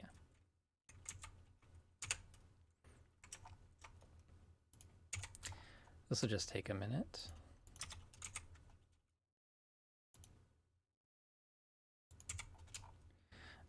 It's great to have the spectral peaks mode because I can see like where there's pink there, that's the note of the tom, so it makes it quite easy to edit. So I'm not going to use any scripts or anything here. I'm just going to quickly edit, basic editing techniques. Click where I want to split it, and then add fades after.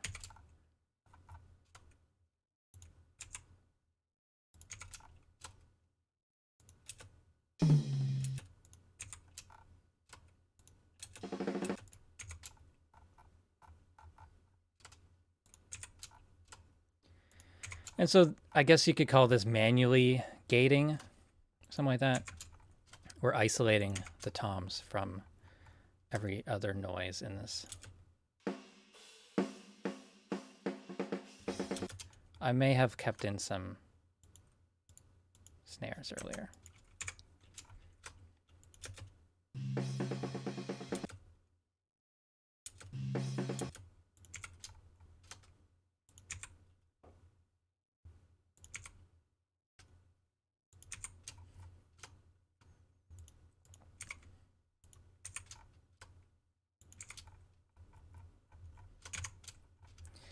All right, so I'm going to select them all. I'm going to hold Shift and drag the end. And that puts in a fade on every one of those items. It's not always the best fade and curve of that, but it's a start.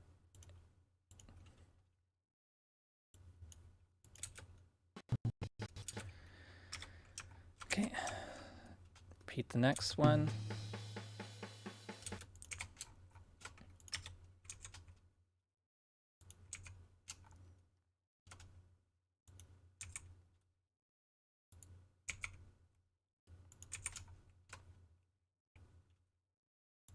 There are much more advanced techniques, but you know, this gets the job done too. And as long as there's other sounds going on, like we really just need like the attack of the tom.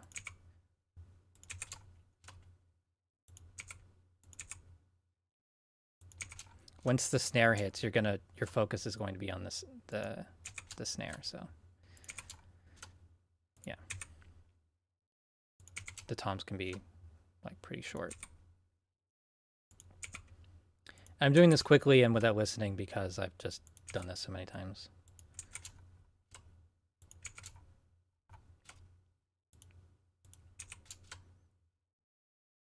My keyboard shortcuts for this are S to split and A to trim from my cursor position to the start of the item.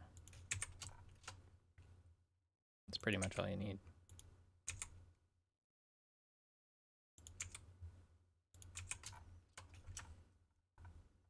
Okay.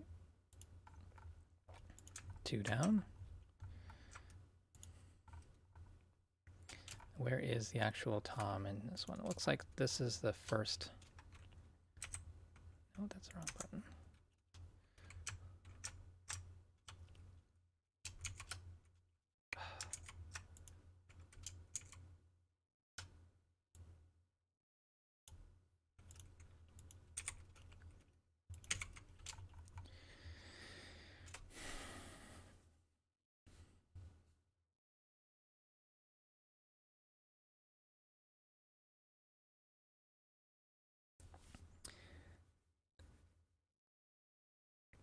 D3Xon or Dexon, I'm not sure how you would pronounce that name. He's asking, or he's saying, for me, control surfaces are pretty tacky for mixing beyond writing automation and basic level setting at the start. Button matrix for custom actions might be a different story. What do you think? So, kind of, I agree. I have a Stream Deck.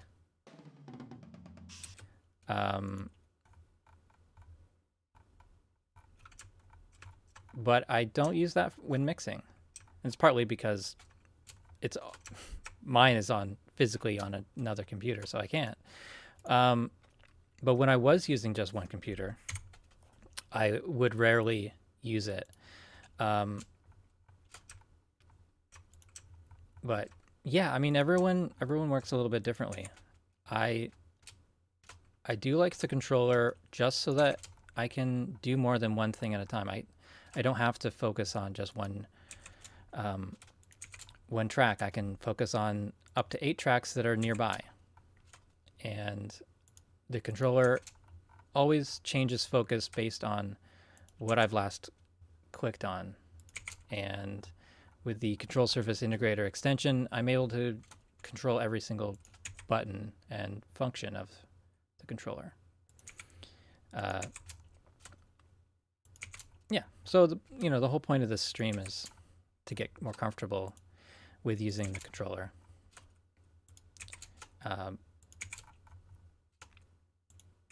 In some points, it saves time, but yeah, if you're constantly having to change the configuration of the controller, then that's another story.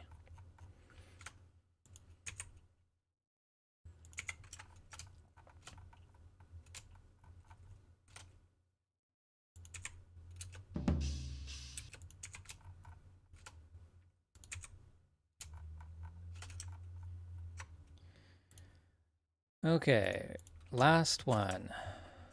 Are there any Tom 5 hits?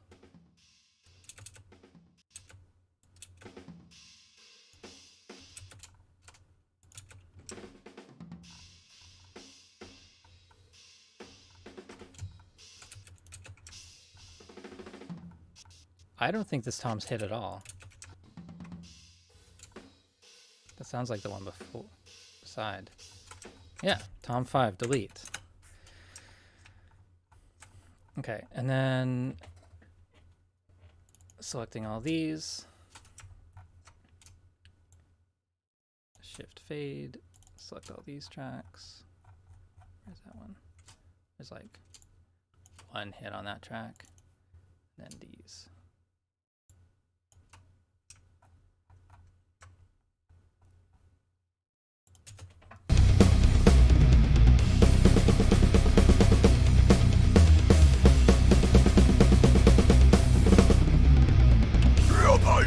Ein Feuerfeuer stand da. Wir fucking go, I couldn't scream my ring.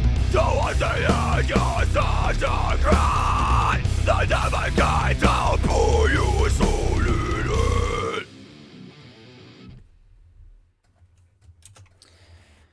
Okay, lots of questions coming up. What do you think about keyboard scripts like copy with WinC, multiple buffer, keeping count of contents and paste it sequentially? Use something like this. I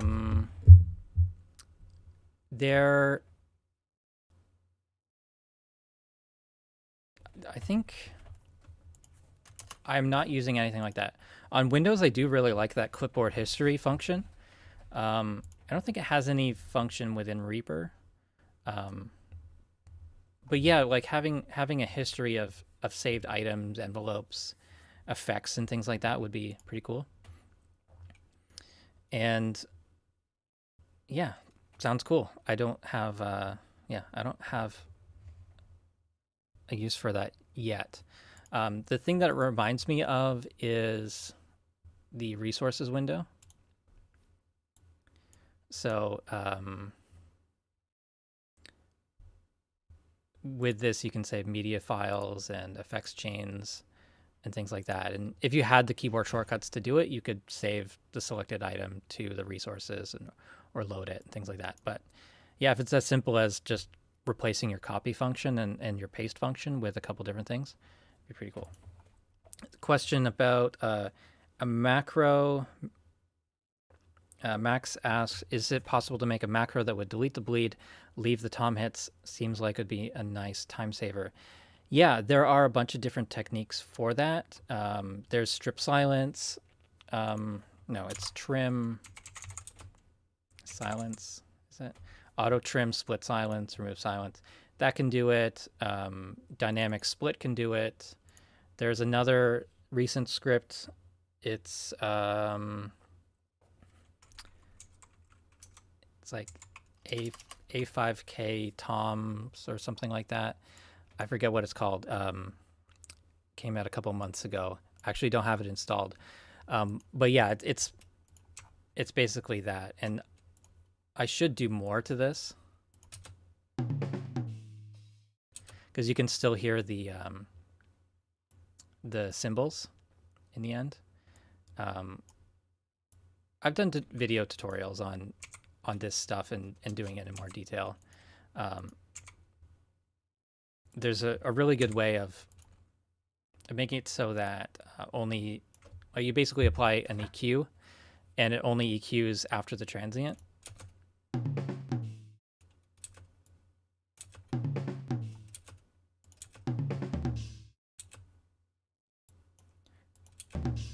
But I don't want to spend a lot of time on that. Because, yeah, it's like...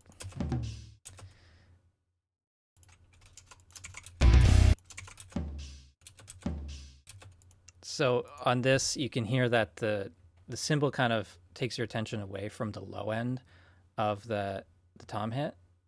What am I doing? Let's put in Re-EQ. And basically want to filter it.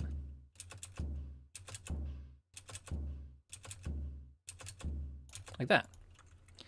And so what we can do is something like this. I think that's right. Nope. What am I doing wrong? I think actually what needs to be done is like transient driven stuff. So this, and then audio control parameter, negative. No, wait, we want it positive. Gain for high shelf. No, that's the wrong parameter. We want frequency, this frequency, we're going to start it here.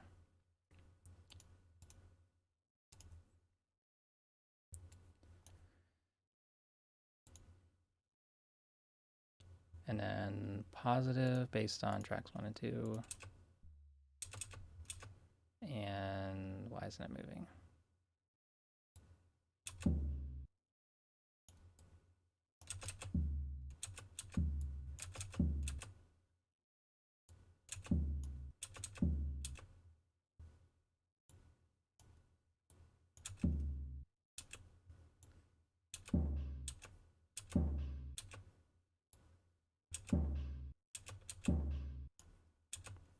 Yeah, it's something like that. You can tweak it to your liking, but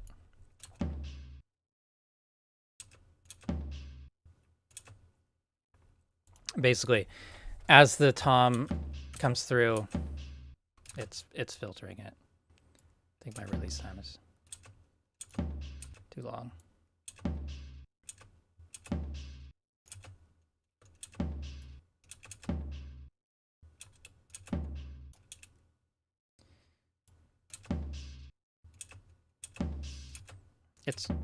It's tricky to get it set up right. I did a video on it. It worked perfectly in the video, and now I'm just like forgetting how to do it exactly. But yeah, it's essentially just an EQ that's automated by the volume of it. Dynamic. The silent scream going through the night, for the pieces of a broken soul. Forget my father, this is the period. My other shadow is the last sign of ocean.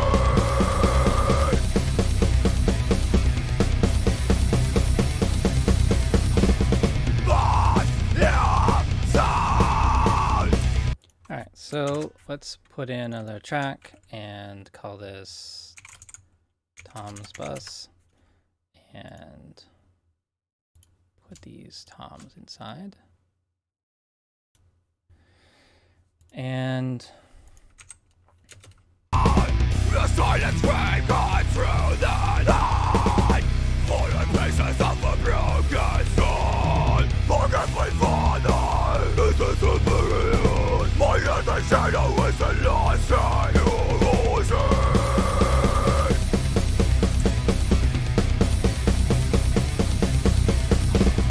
But yeah, sound.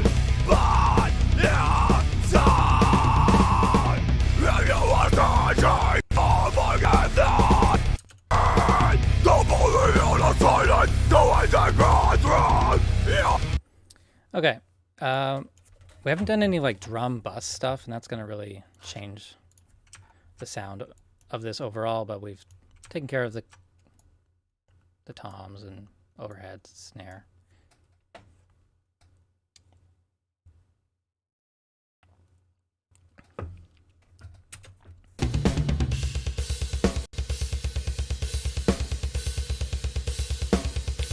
For some, okay, why don't we use a gate? Because there's long sections where just nothing is happening, and this editing takes no CPU. So rather than having a gate running all the time, possibly mistriggering from snares and things like that, for the, I don't know, 24, if that hits across 4 tracks, yeah, we've used no CPU there.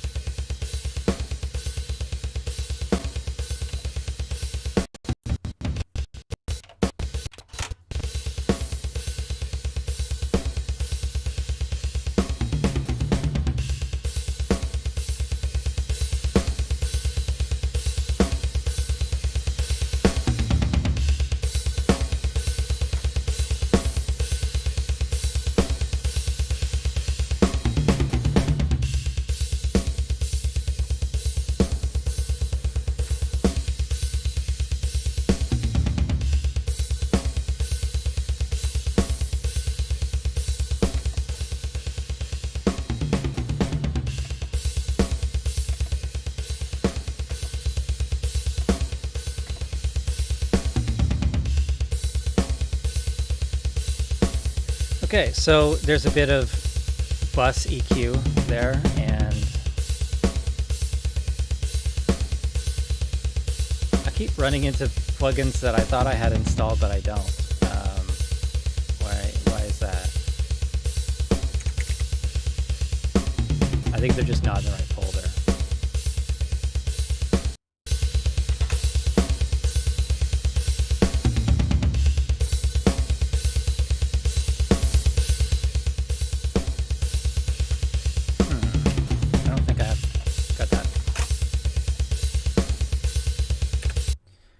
Is this layout right?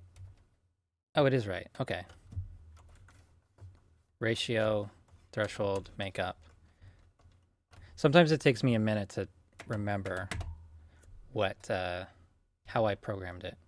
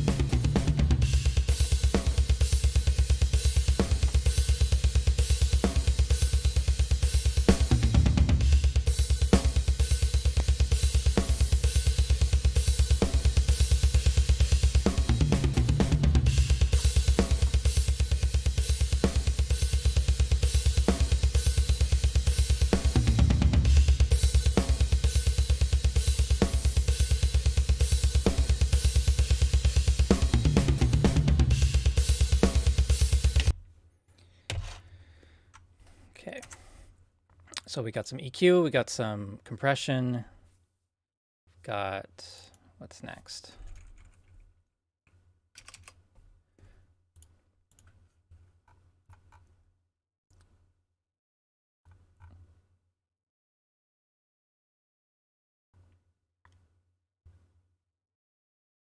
Maybe I'll use Saturator X for a little bit of coloration.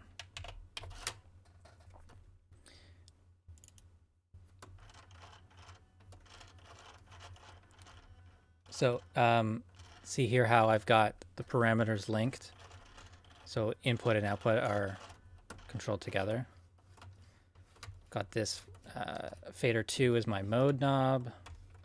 This is, oh, so this is where I haven't, I have not done my homework, or not my homework, my my programming correct. So I need to make sure that these faders have no function. So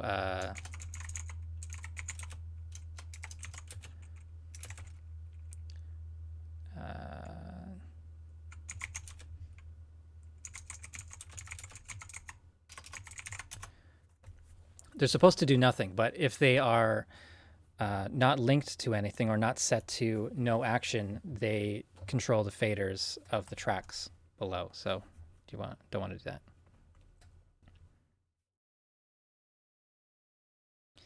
Do you have control surface set so that tracks inside closed folders are not appearing there? Is that achievable in Reaper? Yeah, let's look at that. So right now I'm on track mode, and if I close the effects, the kick, what do I do? What's the word? Okay, I'm closing the drum bus, and that hides all the tracks from the fader. I believe that's what you're asking. So I can hide the snare bus, hide the toms bus, hide the kick bus, and then hide all of those. There isn't a shortcut to expand all of them, I don't think.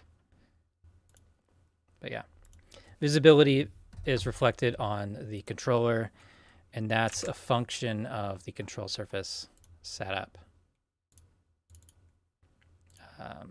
On this page here, Reaper UI follows surfaces. I think that's what it is. Visibility. Yeah. Visibility on surface follows mixer page. All right, so back to this plugin 3. Okay.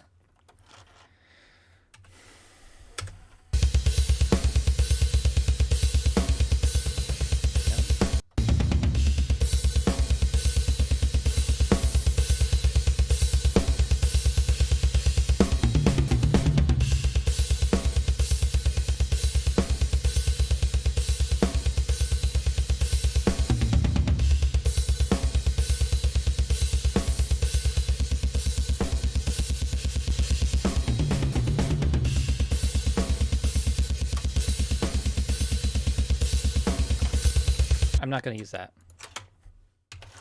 I'm going to use Tone Booster's Real Bus. I keep leaning way far from the microphone. Please remind me if I'm doing that. I don't think I missed any questions that were too urgent.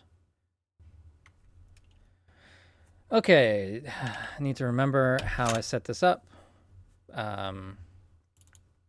I've got mode, record level, color, saturation. Then I've got nothing, and the last one is output gain. And then on the knobs, I've got my wow and flutter, over bias, circuit clip, my noise settings, tap them to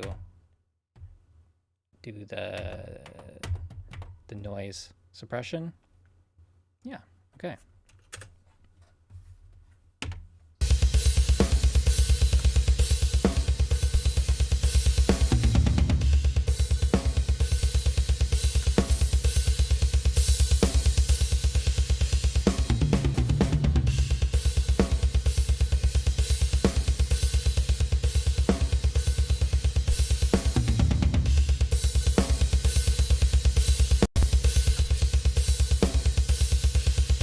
I tend to go for hybrid with this one, but professional sounds pretty good too. That's auto. What's bypass? That's mono. Can I not set up a bypass button? I hate when I do that.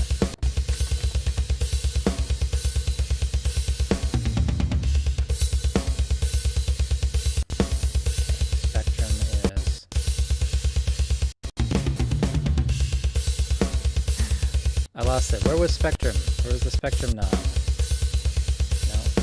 No. Spectrum. Saturation.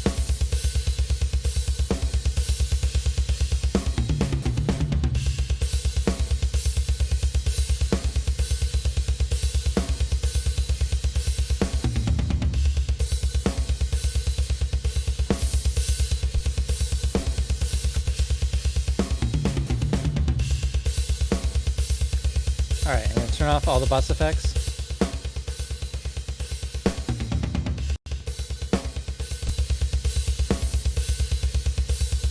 It's interesting, it's louder, but it peaks lower by like 3 dB.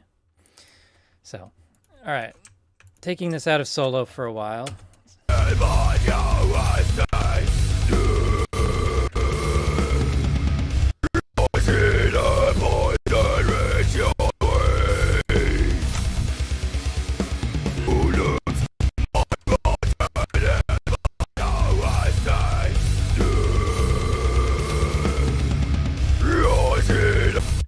So vocals need lots of work still, so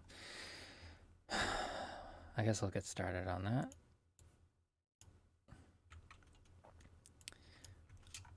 that. Actually, you know what? We'll do some global settings first, I guess. White 2A.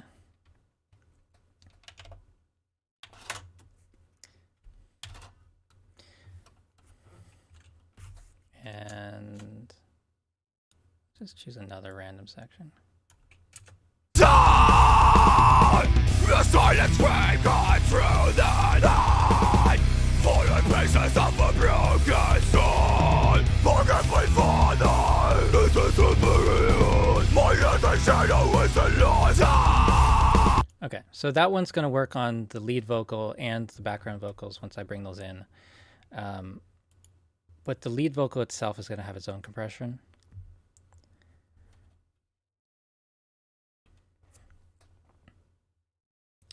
Don't see the plugins on the Tone Booster website. Guessing they're pretty old. Yeah, the version 3, they are pretty old, but, you know, they're good, so I keep using them. I think he discontinued them last year. Die! The silence wave gone through the night. For the pieces of a broken soul. Forget my father. This is a period. My other shadow is a lost. The silence wave gone through the night. For the pieces of a broken soul. Forget my father. This is a period. My other shadow is a lost.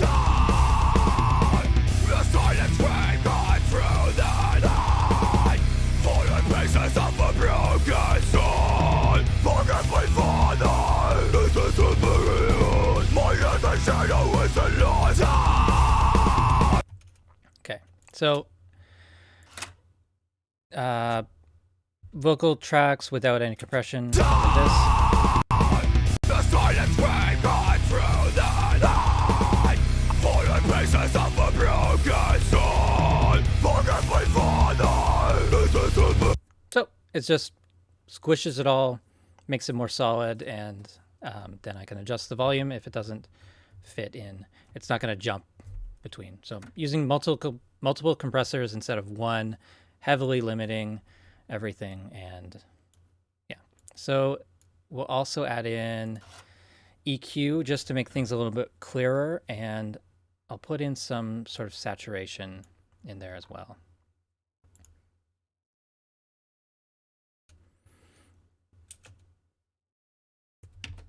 Die! The silence wave gone through the night. For the pieces of a broken soul. Forget my father. This is a period. My other shadow is a lost. The silence wave gone through the night. For the pieces of a broken soul. Forget my father. This is a period. My other shadow is a lost. The silent scream gone through the night. Fallen pieces of a broken soul. Forget my father, this is a period. My little shadow is a lost eye. The silent scream gone through the night. Fallen pieces of a broken soul. Forget my father, this is a period. My little shadow is a lost eye.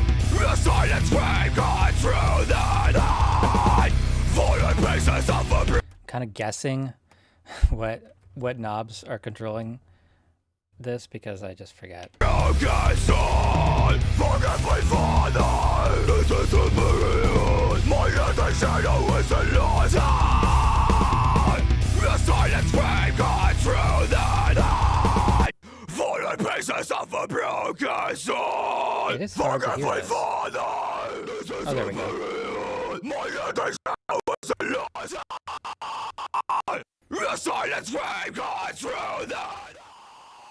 Fallen pieces of a broken soul. Forget my father, this is a period. My little shadow is a lost eye. The silent scream gone through the night.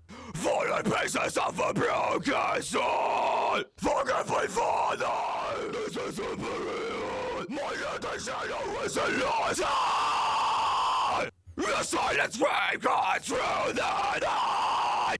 Fallen pieces of a broken soul. Forget my father, this is a period. My little shadow is a lost. All right, so I'm just adding some saturation with this tape saturation from Tone Boosters, and I'm pushing it a little further than you would probably use for a vocal, but then I'm blending it in with the wet knob there. So. Broken soul, forget my father, this is a period. My little shadow is a lost eye. The silent scream gone through the I like it. night. Fallen pieces of a broken soul. Forget my father, this is a period. My little shadow is a lost eye. The silent scream gone through the night. Fallen pieces of a broken soul. Forget my father, this is a period. My little shadow is a lost eye. The silent scream gone through the night. Fallen pieces of a broken soul. Forget my father, this is a period. My little shadow is a lost eye. The silent scream gone through the night. Fallen pieces of a broken soul. Forget my father, this is a period. My little shadow is a lost eye. The silent scream gone through the night. Fallen pieces of a broken soul. Forget my father, this is a period. My little shadow is a lost eye. The silent scream gone through the night. Fallen pieces of a broken soul. Forget my father, this is a period. My little shadow is a lost eye. All right, let's see what is happening with these other vocals.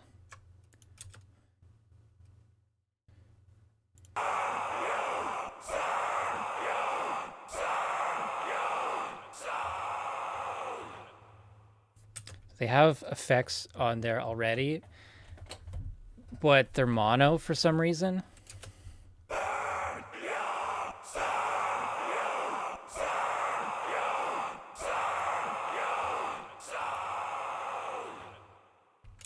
Weird.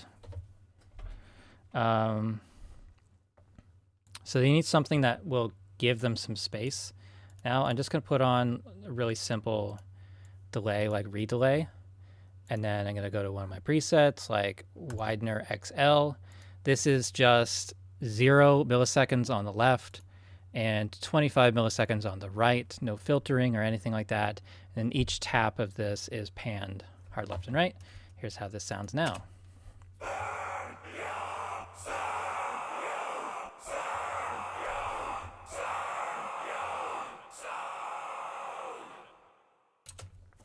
better, I think. And then let's add in our first reverb. And I'll put in, what's a good simple one? Soundtoys little plate. Can't go wrong. You can go wrong if you put it on the wrong track.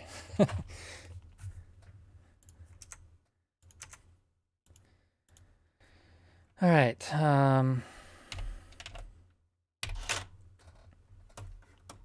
It's just one knob.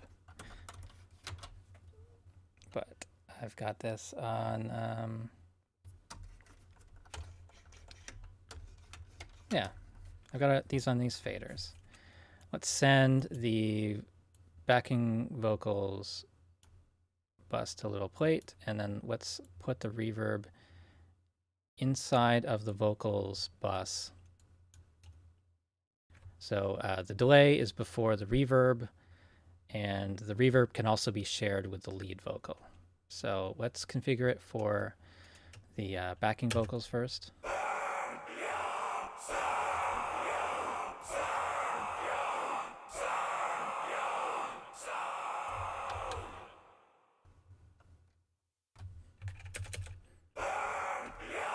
Oh, the fader is all the way down.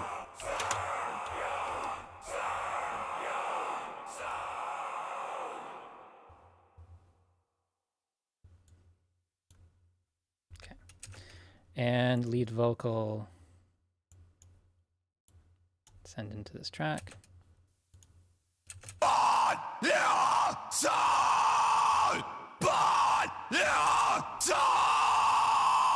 The silence ring goes through the night, falling pieces of a broken. Right now, this is showing the fader, the send fader.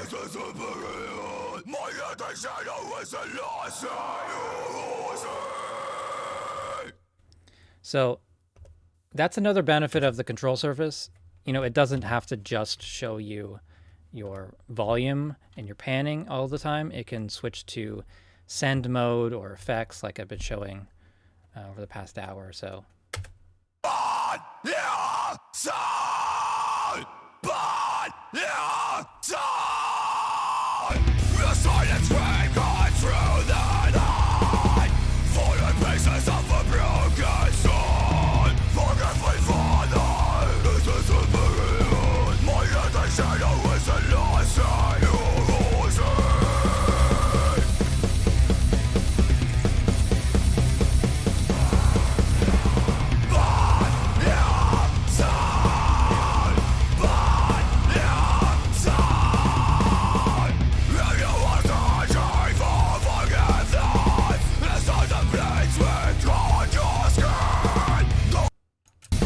I want to check, is there, yeah, that's the only spot where there's backing vocals. All right. I feel like I need to stand up and move around a bit. We've been going for 2 hours and 35 minutes. Okay, I'm going to switch to speakers and listen from the start. And what am I doing? Show all tracks. I'll show all buses. And yeah, I'll just let it play. I gotta stand up.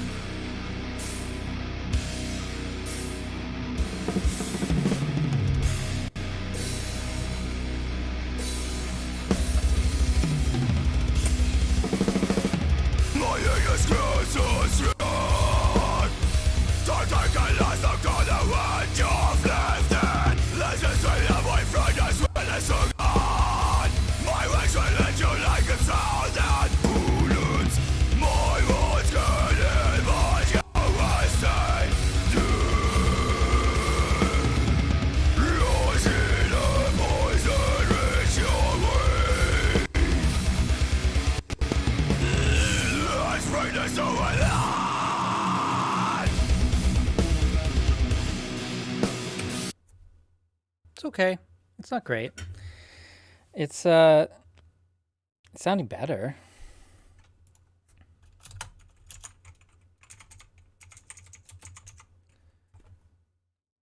I think there's a button to bypass all effects.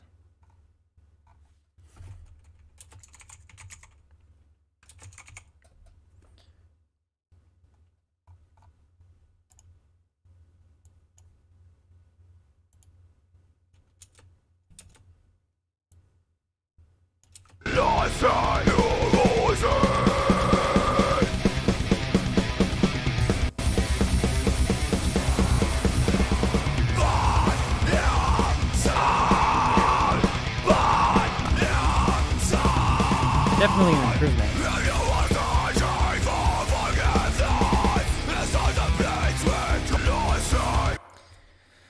Okay, bass guitar sounds like crap still. So it's just not cutting through. It needs saturation.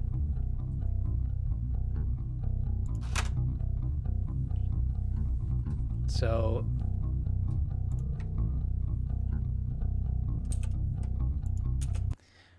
we're going to add a new track, and so this will be bass dirt, and then this is going to send in may as well do pre-effects and at Unity. And so these two signals are now the same, but this one's going to have an EQ and a saturation. Let's just try something simple first, like a pedal. Do I have a pedal? I may have put all the pedal effects on a different computer.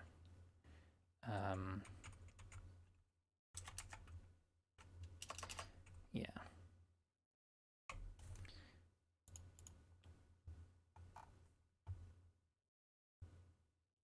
Actually, it'd be worth doing like before I do that track, it'd be worth doing just like Amplitude or something like that, and see how, if this is a DI and if it responds well.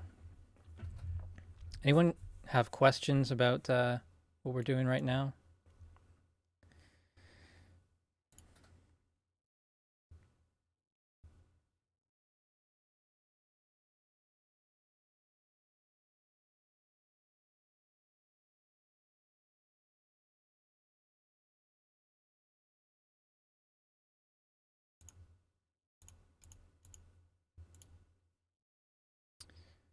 Okay, let's do stuff I own.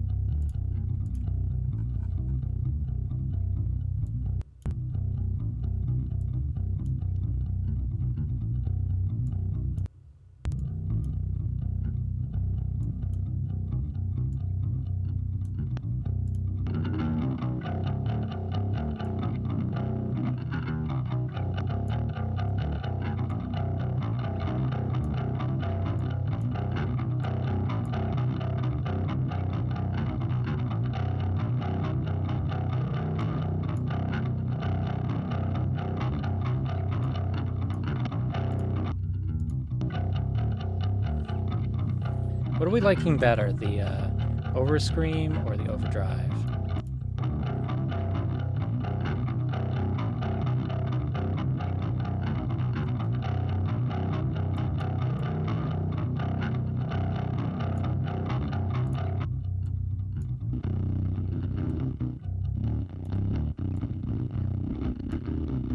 Nope, definitely not that one. That's not working.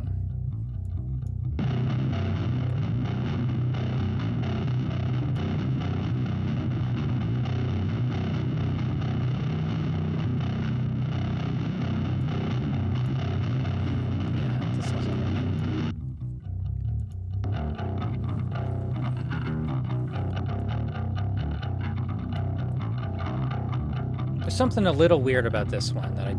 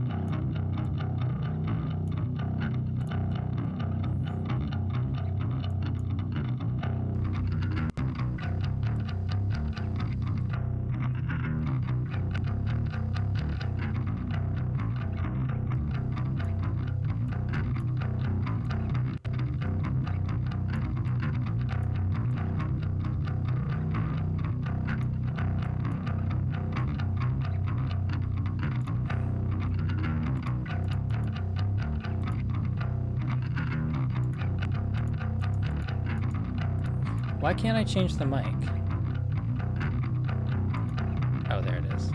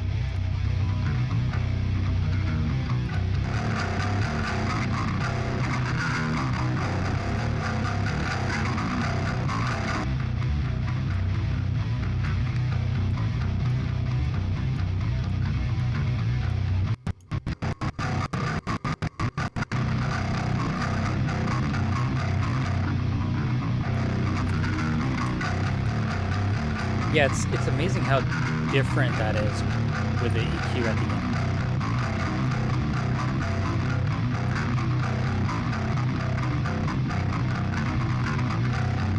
I don't hate that. It's not like a good clank though. It's a little too overdriven.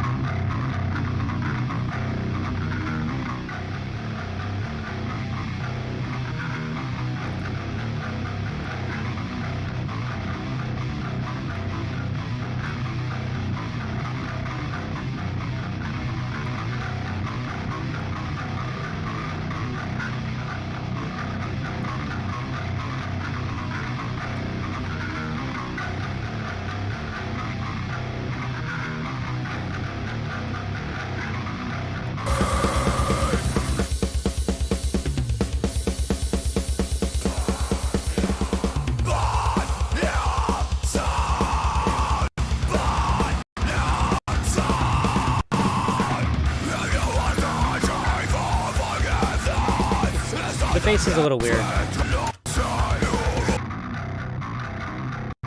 So this is this is what the dirt one should be, really. And so let's just try to EQ that.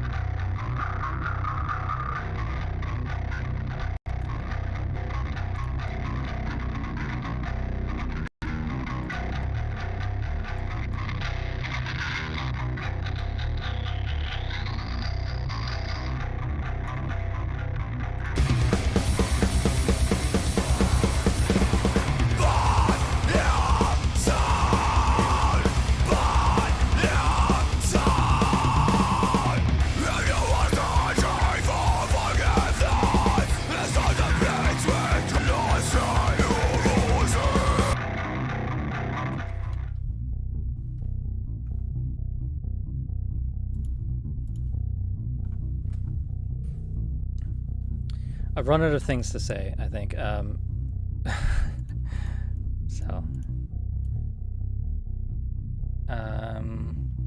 Links, yeah, links for some reason just don't work on YouTube chat for some reason.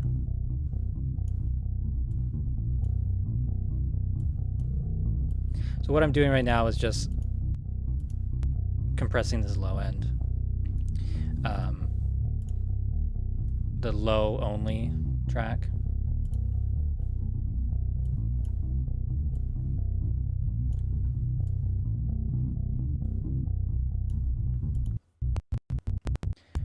And then I can blend that in. This one.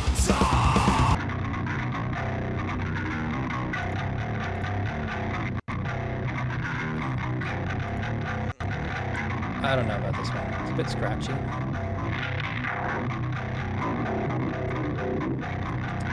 I should go back to the amp.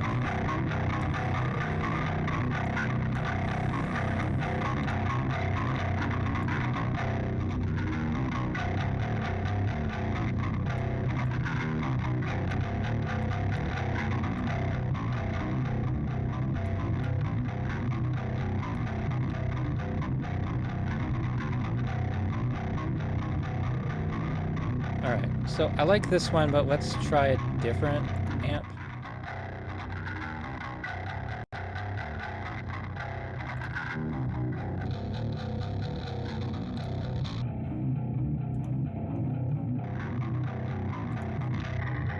Problem is it keeps changing the amp, the cabinet too.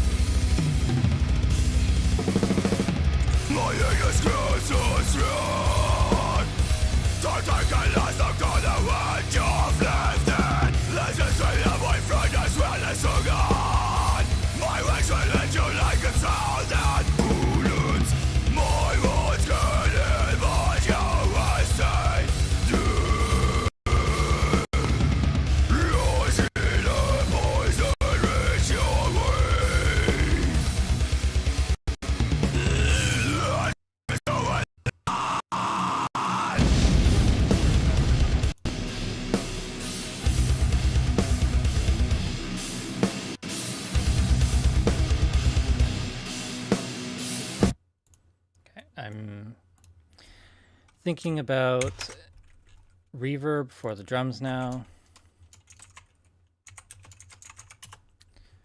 And I'll use something like Valhalla Room.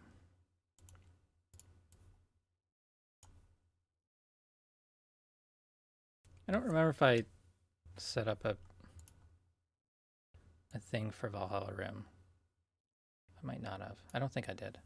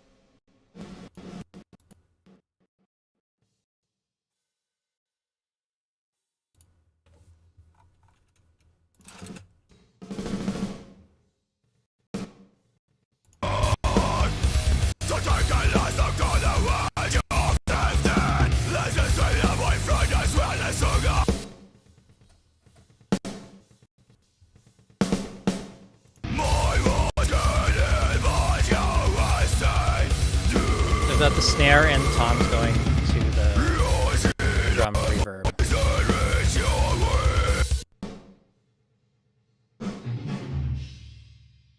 That was a bit weird. I'm gonna add a EQ to this. I usually cut the lows.